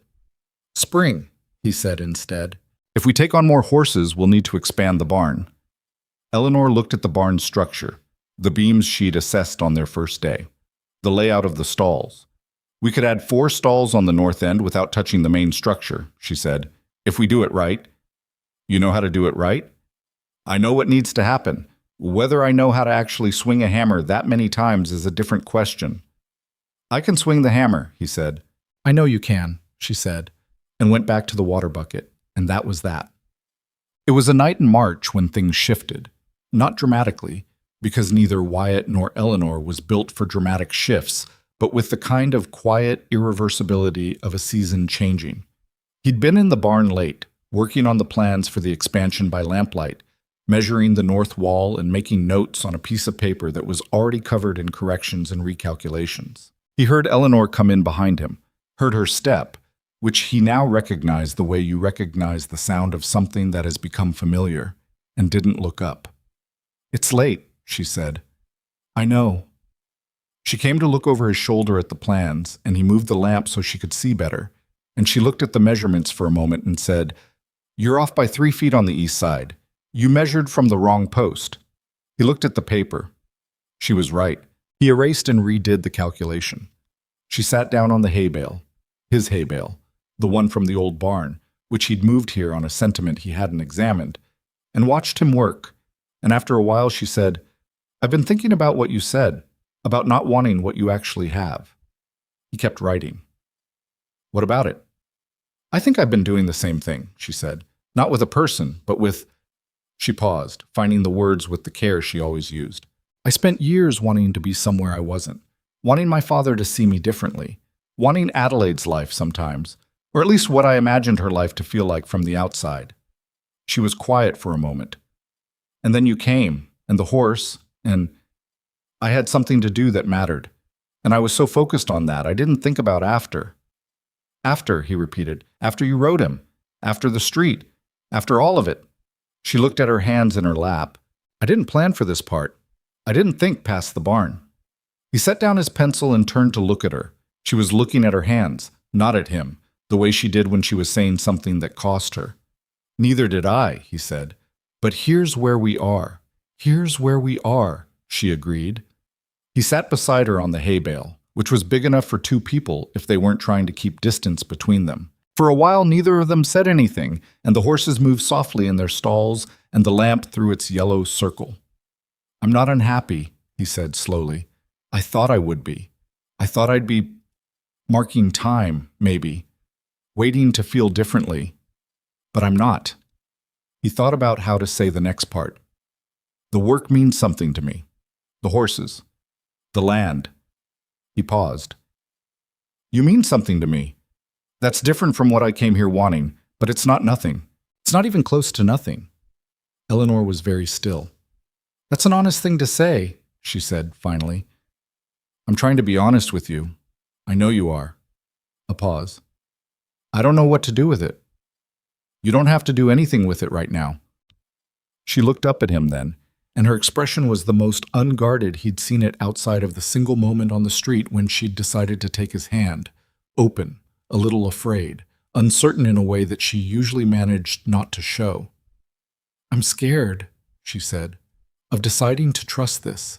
Because if I decide to trust it and I'm wrong, you've been wrong before, he said. You came back after the water trough. She blinked. Then something happened in her expression that was complicated and genuine and took her over for a moment before she got it back. That was a horse, she said, by same principle. She looked at him for a long time. Then she shook her head slightly, not disagreeing but adjusting to something the way you adjust your eyes when the light changes. You can't just say things like that, she said. Why not? Because I don't have a good answer to them, and it's late, and I'm tired. He smiled. And after a moment, she almost smiled, and it was not a resolution. It was too small and too honest to be called a resolution. But it was something. It was two people on a hay bale in a barn in March, not pretending anymore that they were only here because of a horse. But spring came, and with it the barn expansion and the 4 new boarding horses and a reputation that was growing in the quiet way that genuine competence grows, without announcement. George Pruitt sent a man with a badly behaved 4-year-old that nobody else had been able to do anything with. Wyatt and Eleanor spent 3 weeks with the animal and returned him changed. Not perfectly, because nothing was perfectly changed, but rideable and manageable and no longer a danger to himself. The man paid double what they'd asked and told 2 people, who told 4. A woman named Clara Marsh came from 15 miles out with a horse that had gone lame from mishandling. Eleanor spent an afternoon with him, identified the problem, laid out a 6-week treatment that she'd read about in one of her inherited books, and then modified based on her own observation. And when Clara came back in 6 weeks, her horse was sound. Clara said, "Where did you learn all this?" "Books and watching," Eleanor said. Clara looked at her the way people were starting to look at Eleanor, the way that was still slightly uncomfortable for Eleanor to receive, because she'd spent 25 years being looked at differently and hadn't yet fully reorganized herself for this version. "Well," Clara said, "you're wasted being out here." "I'm not wasted," Eleanor said, in the flat way that meant she'd thought about it. "I'm exactly where the horses are." Word moved through the territory the way word moves in places with few enough people that every piece of news travels on its own merit. By summer, they had more requests than they could handle, which was a good problem and also a real one. Wyatt hired a boy named Thomas from town, 15 and serious, who had the natural stillness with animals that you either had or didn't, and who listened to Eleanor with the attention of someone who understood he was learning from the right source. Cross heard about all of this, of course, because Cross heard about everything. He made no comment, as far as Wyatt knew. Adelaide came out to the property once in the early summer, so not announced, just riding past and then stopping at the fence line and sitting her horse for a moment before coming in. She stayed for coffee, talked to Eleanor about something in the kitchen that Wyatt wasn't part of, and left.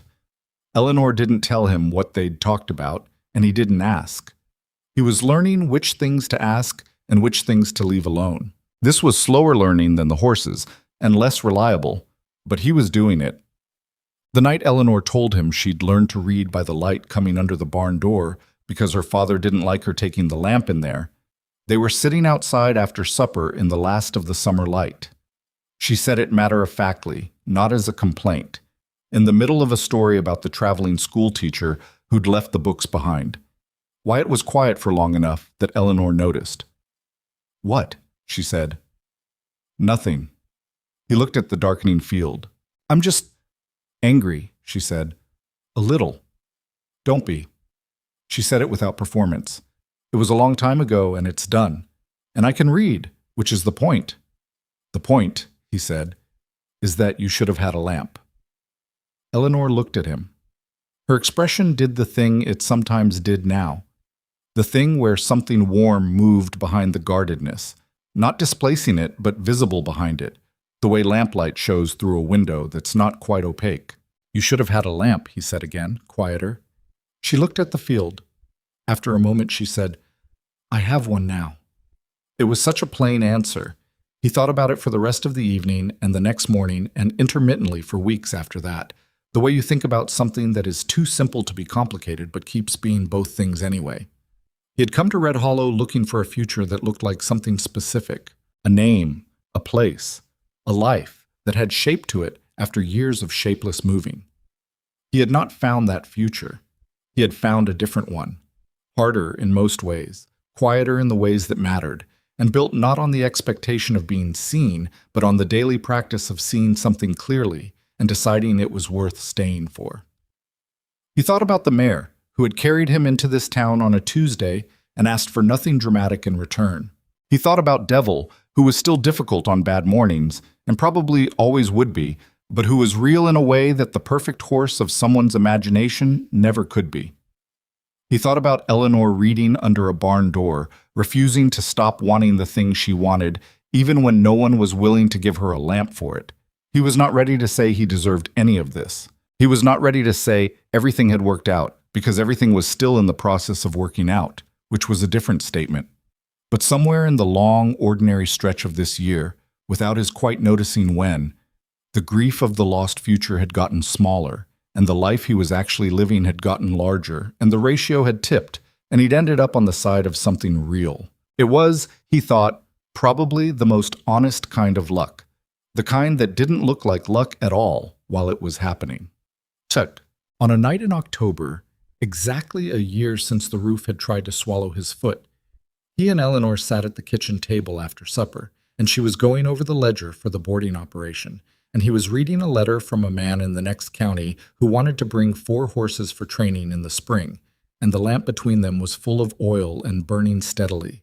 And Thomas had gone home for the night, and Devil was settled in his stall with the patient calm of an animal that has decided, slowly and on his own terms, that the place he is in is safe. Eleanor set down her pencil and said, without looking up from the ledger, "We're going to need to hire someone else in the spring. Thomas can't handle 4 new horses and the boarding animals both." "I know." "I want to be part of the selection," she said. "I should talk to anyone we bring on." "Obviously," he said, because it was obvious. She looked up at him at that briefly, with the expression that was still a little surprised when things were obvious in her favor, still recalibrating toward a version of the world where her opinion was taken as a given. He thought about saying something. He thought about naming what he saw, the slow way she was learning to take up the space she deserved, the particular work of a person rebuilding their sense of what they were owed. He didn't say it. It was enough to see it. Some things were better witnessed than named. She went back to the ledger. He went back to the letter. The lamp burned between them.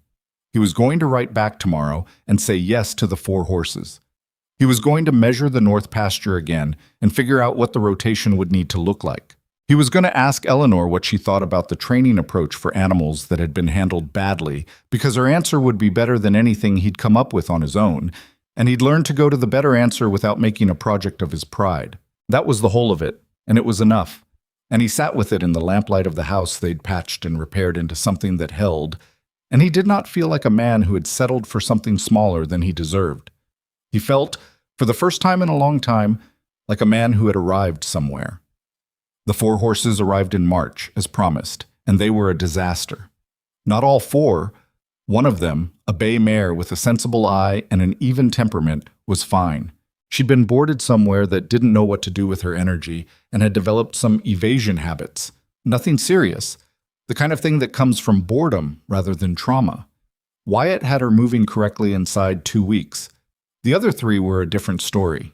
The man who brought them, his name was Garrett Sims, and he ran a large operation about 40 miles northwest that was better at raising cattle than horses, had described them as a little green and high-spirited, which turned out to be the way certain men described animals they had broken the spirit out of, and were surprised to find still had spirit left. 2 of them were young, 3 and 4 years old, and had been started badly, ridden too soon, too hard, by people who confused submission with cooperation. The third was older, 8 or 9, and had a scar along his left shoulder that nobody could fully explain, and a reaction to sudden movement on his left side that told you everything you needed to know about how that scar had happened. Eleanor stood in the barn looking at the 3 problem horses on the first evening after Sims left, and Wyatt stood beside her, and they were both quiet for a while. "He said a little green," Wyatt said. "He said a little green," Eleanor agreed. "This is going to take longer than what we quoted him." Yes.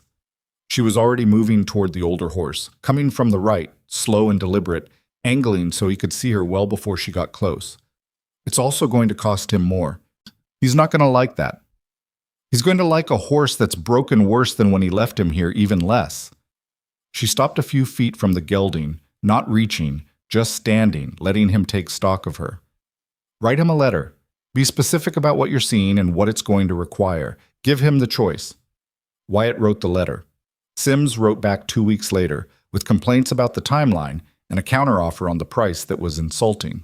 Wyatt read the letter twice, set it down, and wrote back with the same numbers he'd originally quoted, plus a detailed accounting of what the work actually involved, line by line, the way Eleanor had suggested when he'd showed her Sims' letter.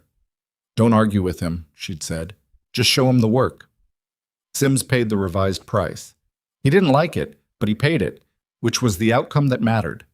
This was how things went that second year. Not smoothly, nothing went smoothly, and Wyatt had stopped expecting it to, but forward. The operation grew the way things grow when they're built on something real rather than something hoped for, which is to say gradually, and with regular setbacks and occasional moments where you looked at what you'd built and were genuinely surprised that it was standing. Thomas brought on a younger cousin named Eli, who was 16 and clumsy but earnest in the way that makes clumsiness correctable, and Eleanor took him in hand with a patience that Wyatt recognized as the same patience she'd spent on Devil, the same fundamental belief that most problems in a horse or a person came from fear or mishandling and could be addressed with consistent honesty and enough time. She was usually right about that. Not always. One of Sims's 3 horses, the youngest, a 4-year-old colt with a white blaze, never fully settled. He was better than he'd arrived, measurably better, but there was something in him that the early damage had reached too deep, and after 4 months, Eleanor told Wyatt, quietly, at the end of a long day, that she didn't think they were going to get further than where they were. "Then we tell Sims," Wyatt said. "He won't be happy." "He made the horse this way," Wyatt said. "That's on him, not on us." Eleanor looked at the colt in his stall, and her expression had the particular quality it always had when a thing hadn't gone the way she'd worked for it to go. Not defeat, but a kind of grief that she carried quietly and didn't ask anyone to address. "I know," she said. "I just wanted to fix it." "You fixed what could be fixed. That's not the same as fixing it." He didn't argue with that. It wasn't the same. Some things couldn't be walked back no matter how much patience you brought to them, and pretending otherwise was its own kind of dishonesty. "We'll tell him the truth," he said, "and we'll tell him what the colt can be used for safely and what he shouldn't be asked to do. And if Sims is smart, he'll listen." And if he's not smart, that's Sims's problem. Eleanor was quiet for a moment. Then she said, "You're better at the hard conversations than you used to be." "I've had more practice." She almost smiled. "I noticed." Checked. Cross came to the property for the first time in the spring of the second year. He came unannounced, which was how Cross did most things, arriving on horseback in the mid-morning when Wyatt was working in the north paddock and Eleanor was in the barn with Thomas and Eli. He tied his horse at the fence and stood there in his marshal's clothes, badge catching the light, and watched Wyatt work a young horse on the long line for a few minutes before speaking. "You've done more with this place than I expected," he said. Wyatt kept his eyes on the horse. "What did you expect?" "Honestly, I expected you to sell the land inside of a year and move on." Cross put his arms on the top rail of the fence. "Most men would have. Most men didn't sign the same contract I did." "No," Cross agreed. "They didn't." They were quiet for a while. The young horse, a gray 2-year-old that a family named Purcell had brought up from the southern part of the county, circled steadily at the end of the line, learning rhythm. "Eleanor doing well?" Cross asked. The question had a careful quality to it, like something that had been prepared. "She's doing very well," Wyatt said. "Better than well." Another silence. "She was always good with the horses," Cross said. "I knew that." Wyatt brought the gray to a halt and turned to look at Cross for the first time since he'd arrived. He had the expression of a man who has several things he could say and is deciding which one is worth the energy. "With respect, Marshal," he said, "you knew it, and you didn't do a thing with it." Cross's jaw tightened slightly. Just slightly. "She had a role at the ranch." "She had tasks at the ranch," Wyatt said. "There's a difference, and you know there is." "Bots." Holtz. He expected pushback. Cross was not a man who received correction easily. But what happened instead was a stillness. Cross looked at the gray horse who had dropped his head and was resting a hind leg, comfortable in his own small piece. And the expression on Cross's face was one Wyatt hadn't seen there before. Not the measuring smile, not the marshal's composure. Something older and less managed. "She looks like her mother," Cross said finally. "Made it harder sometimes than it should have been." He didn't elaborate on that, and Wyatt didn't push. He understood that this was the closest Cross would come, in this lifetime, to an admission of anything, and he filed it away and let it be what it was. "She's building something here," Wyatt said. "Something that people are going to be coming from a long ways off to see. Give it a few more years. You should know that about your daughter." Cross was quiet for another moment. Then he straightened up from the fence and the marshal's bearing came back, the practiced authority settling back over him like a coat. "I'll leave you to it," he said. He collected his horse and rode out without going to the barn. Wyatt watched him go and then turned back to the gray and picked up the line and got back to work. He told Eleanor about the visit at supper. She was quiet for a while, eating, and then she said, "What did he want?" "I'm not entirely sure, maybe just to see." "He could have come at any time." "I know."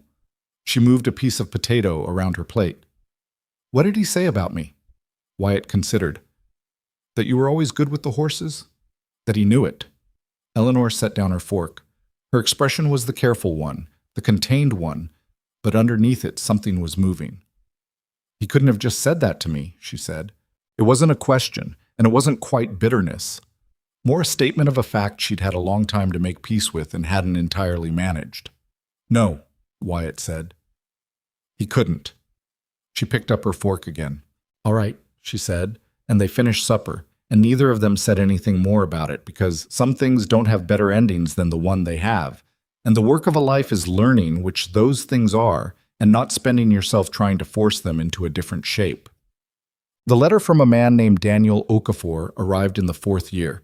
He'd heard about the operation. He wrote precisely and carefully, a man who chose his words with the attention of someone for whom precision was a professional habit. Through 2 separate sources, one being Cord Bentley and one being Clara Marsh, who had apparently been recommending Wyatt and Eleanor to anyone who would listen since the day her lame horse came home sound. Okafor ran a relay station about 60 miles south, and he had a contract with the Territorial Postal Service. and the Postal Service had requirements for the horses used in their relay system that most of the animals in the territory couldn't meet. They needed horses that were not just capable, but reliable. Horses that could be handed from rider to rider, that could perform in unfamiliar conditions, that didn't rattle at noise or crowd or unexpected circumstances.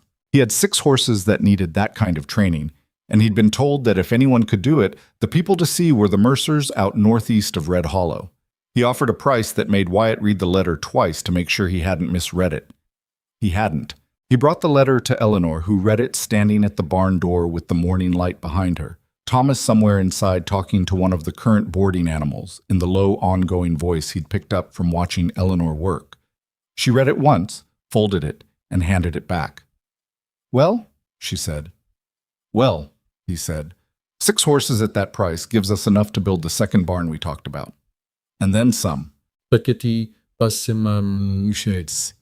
looked out at the property, the expanded first barn, the paddocks they'd added, the north pasture that was properly fenced now and had a run-in shelter that Wyatt and Thomas had built over 3 weekends in the fall, 40 acres that had been a leaking roof and a broken stove, and a sense of obligation had become, over 4 years, a place with a shape to it, a place you could explain to someone else, and they would understand what you were describing. "Write him back," she said. "Tell him we can take the horses in August, and we'd want 4 months with them at minimum. And tell him we'd want to meet with him first because I have questions about what they're being asked to do and what conditions they'll be working in." That might put him off.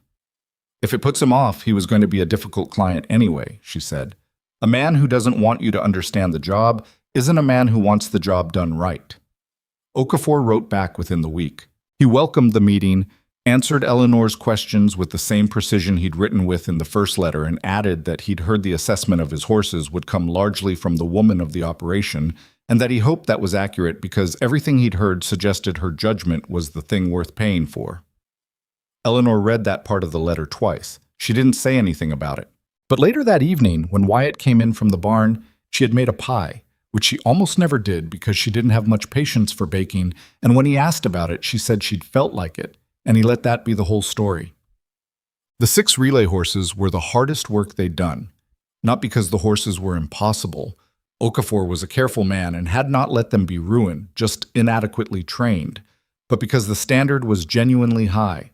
A horse that could perform reliably under relay conditions was a different thing from a horse that could perform for a patient handler who knew its habits. These animals had to work for whoever picked up the reins on a given day, in conditions they hadn't been prepared for, without the time and consistency of a single relationship. Eleanor worked out the training approach over 2 evenings with a piece of paper and Wyatt sitting across the table asking questions, and the approach she laid out was not one he'd seen described anywhere. It pulled from the work with Devil, from the relay horse literature she'd gotten from Okafor, from things she'd observed over 4 years that she'd been testing and refining without necessarily naming them as a method. "This isn't in any book," Wyatt said at one point. "Parts of it are," she said. "The rest of it came from watching." "You should write it down." She looked at him. "I am writing it down. That's what this is." "No, I mean properly, in order, so someone else could use it." She was quiet. She looked at the paper, covered in her careful, slightly cramped handwriting, the handwriting of someone who learned to write in less than ideal conditions and had made it work through repetition. "Maybe," she said, "after we finish with Okafor's horses." The 6 horses took 5 months, not 4, and Eleanor sent Okafor a letter at the 3-month mark explaining why and what the additional time would involve in cost. He agreed without argument, which told Wyatt something about what he valued. When the horses left in February, Okafor came himself to collect them. He was a tall man in his 50s, serious in manner, who watched Eleanor work with the relay horses for 2 hours without saying anything, and then said, "Where did you learn this?" "Here," she said. "Mostly." He nodded like this confirmed something. "I'm going to want to send you 6 more in the fall," he said. "And I'm going to want to tell the other relay station operators about you." "We may not have the capacity for 6 more in the fall," Eleanor said. "Talk to Wyatt about the timeline." Okafor looked at Wyatt. Wyatt said, "We'll have the second barn done by September. We can probably take 4 in October." They settled on 4. Okafor shook both their hands when he left, which was not something every man in the territory would have done when one of those hands belonged to a woman who ran a horse operation, and the handshake meant more than it would have if it had been automatic. Eleanor watched his wagon go down the road, and Thomas appeared at the barn door and said, "So we're getting 4 more in October?" "Yes," Eleanor said. "Are we going to have enough people?" "That," she said, "is what Wyatt and I need to figure out." She came back inside. "Eli is ready for more responsibility. I want to talk to that girl who came with the Purcell horses last spring. She was good with them, and she was interested. I want to find out if she's looking for work." Thomas blinked. "A girl working here?" Eleanor looked at him with the flat patience of someone who has made a decision and is not in the mood for the long conversation. "Her name is Ruth Purcell. She's 18. She has good hands and better instincts, and she needs something to do that's worth her time." A pause. "Any objections should be things you're prepared to defend on merit." Thomas had no objections he was prepared to defend on merit. Ruth Purcell came to work for them that spring, and she was everything Eleanor had assessed her to be, and the operation grew around her addition with the same organic logic that had governed all of its growth. Not according to a plan exactly, but according to what the work required and who was capable of meeting it. In the 5th year, the town of Red Hollow began to notice in a way that was different from the noticing it had done before. Before, the noticing had been the noticing of a place that has witnessed something unexpected and is waiting to see if it lasts. People in town spoke about the Mercer operation with the qualified approval of those who have not quite finished deciding how they feel. Mrs. Calloway had always been direct in her support, but Mrs. Calloway was direct about most things, and people had learned to factor that in. The shift came gradually, the way the most important shifts always do, not from a single moment, but from accumulated evidence that eventually gets too heavy to argue with. It was Cord Bentley telling 3 men at the hardware store that the Mercers had saved a horse of his he'd been told was done, and that horse was now working fine and had been for 2 years. It was Clara Marsh standing up at a county gathering and saying that Eleanor Cross, she said it that way, the old name, the maiden name, with a particular emphasis that carried its own meaning, had more practical knowledge about horses than anyone she'd encountered in 30 years of frontier living. It was Okafor's relay horses, which were performing at a level that the Postal Service contract had not previously expected, and Okafor being the kind of man who said specifically where that came from when people asked. It was perhaps most of all the horses themselves. Horses that had come to the Mercer property broken, or wild, or simply inadequately prepared and had gone home changed, not perfect. Nothing came back perfect, and Eleanor was particular about saying so, about managing what people expected and correcting them when they expected too much, but changed in the way that real work changes things, permanently. You could see it in how they moved. People started coming out to watch, not pushy about it. They'd stop at the road and watch from a distance, mostly, which Wyatt had learned to interpret as the frontier version of respect rather than nosiness. Some asked questions. Eleanor answered the ones she had time for, briefly and specifically, and directed the rest toward Thomas or Eli or Ruth, depending on who had the relevant experience. George Pruitt came out one afternoon with no particular business, just arriving and sitting on the fence and watching for an hour, and then saying, before he left, "You know what's funny? Half the people in this town who laughed that day on the street would tell you today they always knew you two were going to make something of this place." "Is that right?" Wyatt said. "Memory's a convenient thing," Pruitt said, and climbed down from the fence and went back to town. The day Marshall Cross came to the property a second time was a Tuesday in the 6th year. He was older than he'd been, the way everyone was older, but it showed on Cross in a specific way. Not weakness exactly, but a redistribution of authority, the kind that happens to men who have built their presence entirely on forward force and are discovering that forward force requires energy that doesn't renew the way it used to. He came in the early morning when Wyatt was already in the paddock and Eleanor was working inside the second barn. He did not go to Wyatt this time. He went to the barn. Wyatt saw him go in and made a choice to stay in the paddock. Whatever that conversation was, it was Eleanor's to have. He worked the young horse he had in front of him, a 5-year-old that a family passing through the territory had left for 30 days of basic training, and kept his attention there. And after about 20 minutes, Cross came back out of the barn and walked to the fence. He stood there for a moment. He was holding his hat in his hands, which Wyatt had never seen him do before. She's built something, Cross said. We've built something, Wyatt said. Cross accepted the correction. She tells me she's writing a training guide for horses that have had difficulty. She's been working on it for 2 years. It's good. Better than good. Cross turned his hat slowly in his hands, looking at it. I'd like to read it when it's done, he said, if she'll allow it. Wyatt looked at him. This was a different man from the one who had stood on this fence 4 years ago and said she was always good with the horses, as though it were a private concession rather than a public fact. This man had arrived at something the longer way around, through years and distance and whatever conversation had just happened in that barn, and the arriving had cost him something in the accounting that men like Cross kept. You'd have to ask her, Wyatt said. I did ask her. And? Cross looked back at the barn. She said she'd think about it, which, from Eleanor, was as close to yes as you got without being yes, and both men knew it. Cross left, and Wyatt finished with the 5-year-old, and at midday, Eleanor came out of the barn with a piece of paper in her hand, new additions to the guide, which she worked on in the margins of other tasks, always with the same careful handwriting, always in the same ledger she'd started 2 years ago. She sat on the fence and made a note on the paper, and Wyatt leaned on the rail beside her, and neither of them said anything about Cross for a moment. How was it? He asked finally. Strange, she said. She thought about it. He apologized, not directly. He said things that were the shape of an apology without using the word. That's probably the best you were going to get. I know. She looked at the paper. I told him I'd been thinking about him lately, writing this. She touched the ledger. Because some of what I know about what goes wrong with horses, I learned watching what he did wrong with Devil. So, in a way, he's in here too, just not in the way he'd want to be. Wyatt thought about that. You going to let him read it? She considered for a long moment.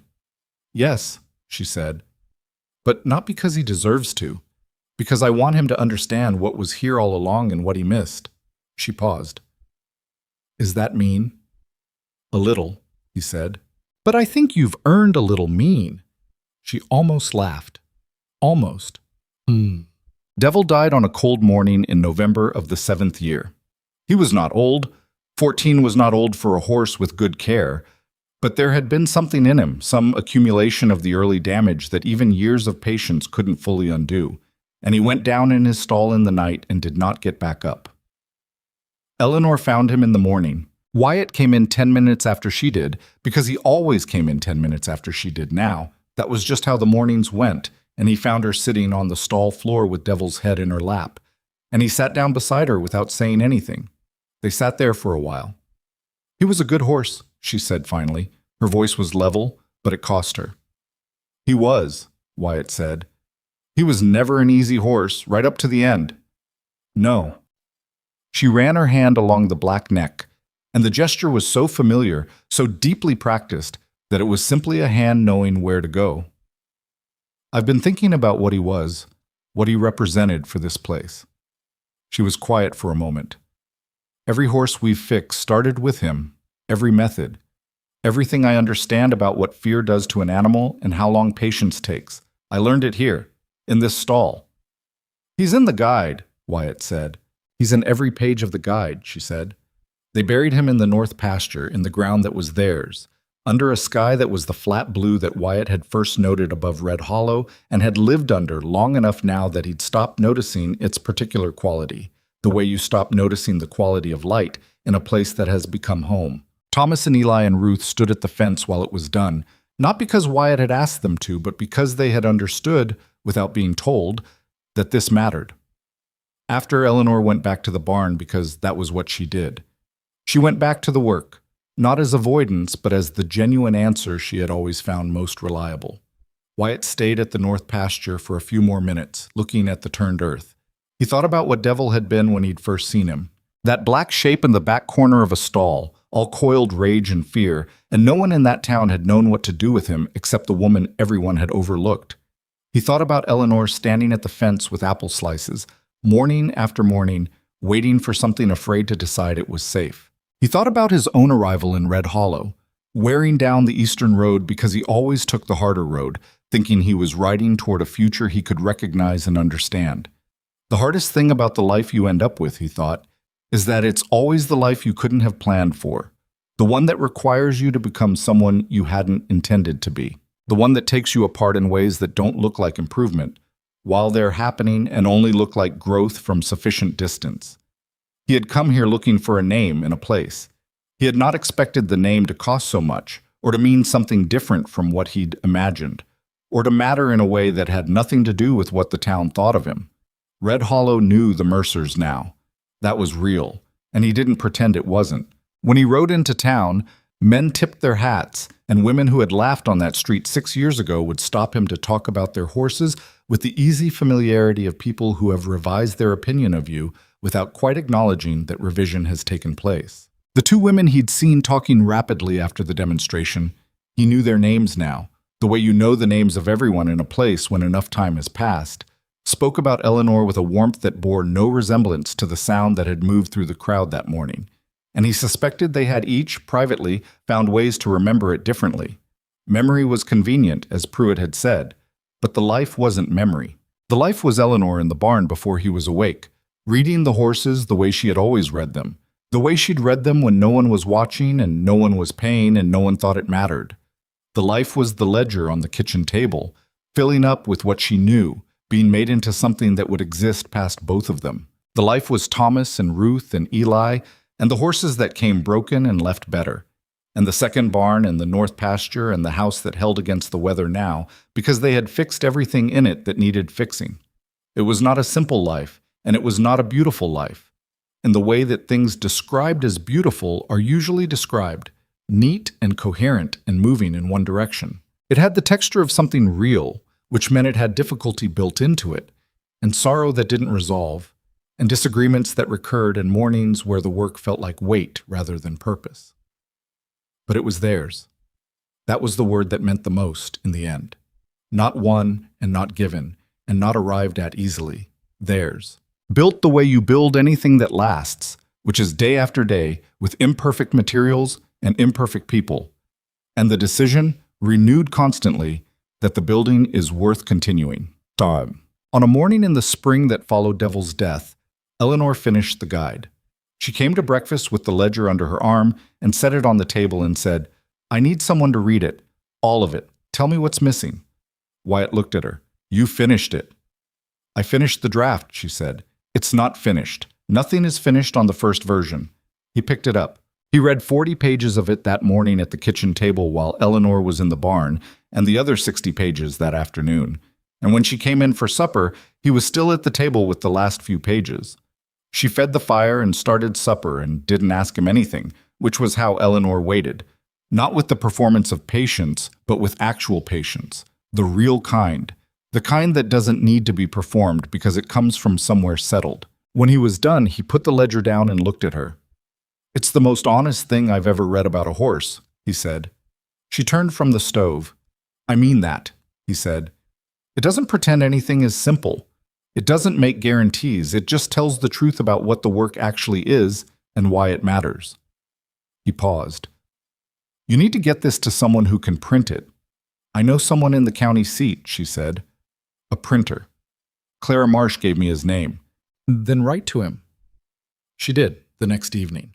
The printer wrote back, and the negotiation took 2 months, and the printed guide arrived on the property in the autumn in a box that Wyatt carried from the wagon to the kitchen table with more care than it probably required, but that felt appropriate anyway. Eleanor opened the box. She looked at the printed cover, her name on it, Eleanor Mercer, and the title she'd chosen, which was plain and specific in the way she was plain and specific, On the Retraining of Traumatized Horses, a Practical Guide.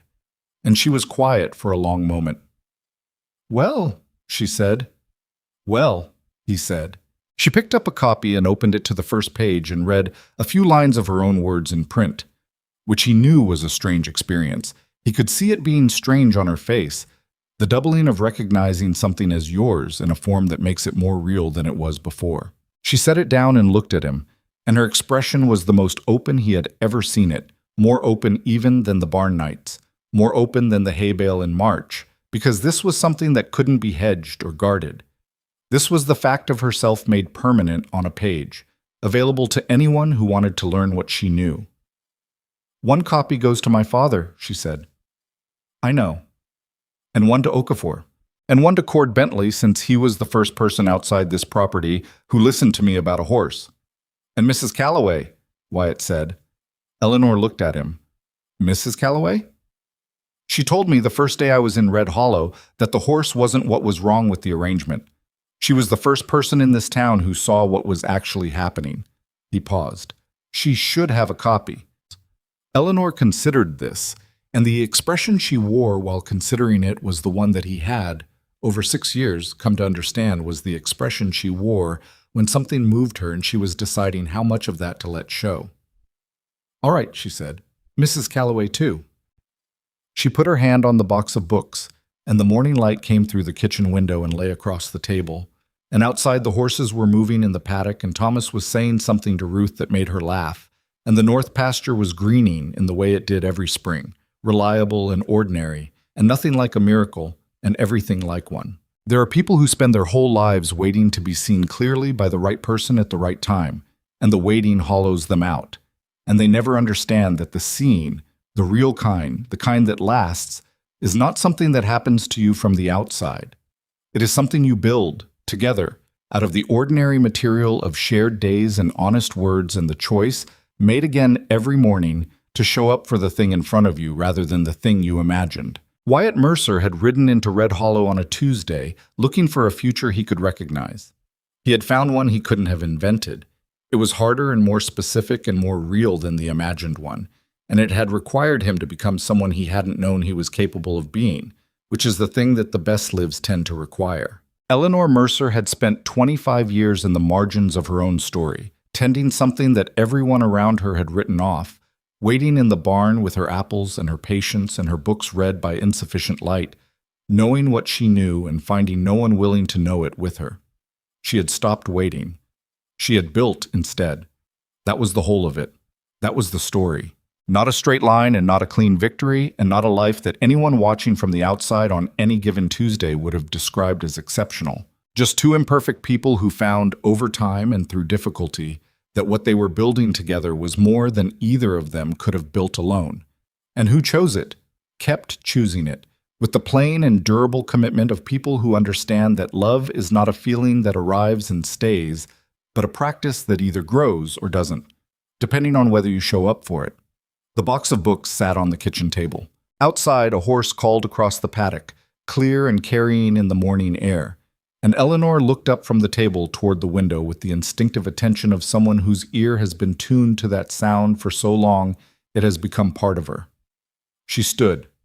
She picked up her coat from the hook by the door. I need to check on the gray, she said. I know, Wyatt said. She went out, and the door closed behind her, and he sat at the table with the box of books and the morning light and the sound of her footsteps crossing the yard, and he did not feel like a man who had won something. He felt like a man who had learned, finally, what winning was actually for.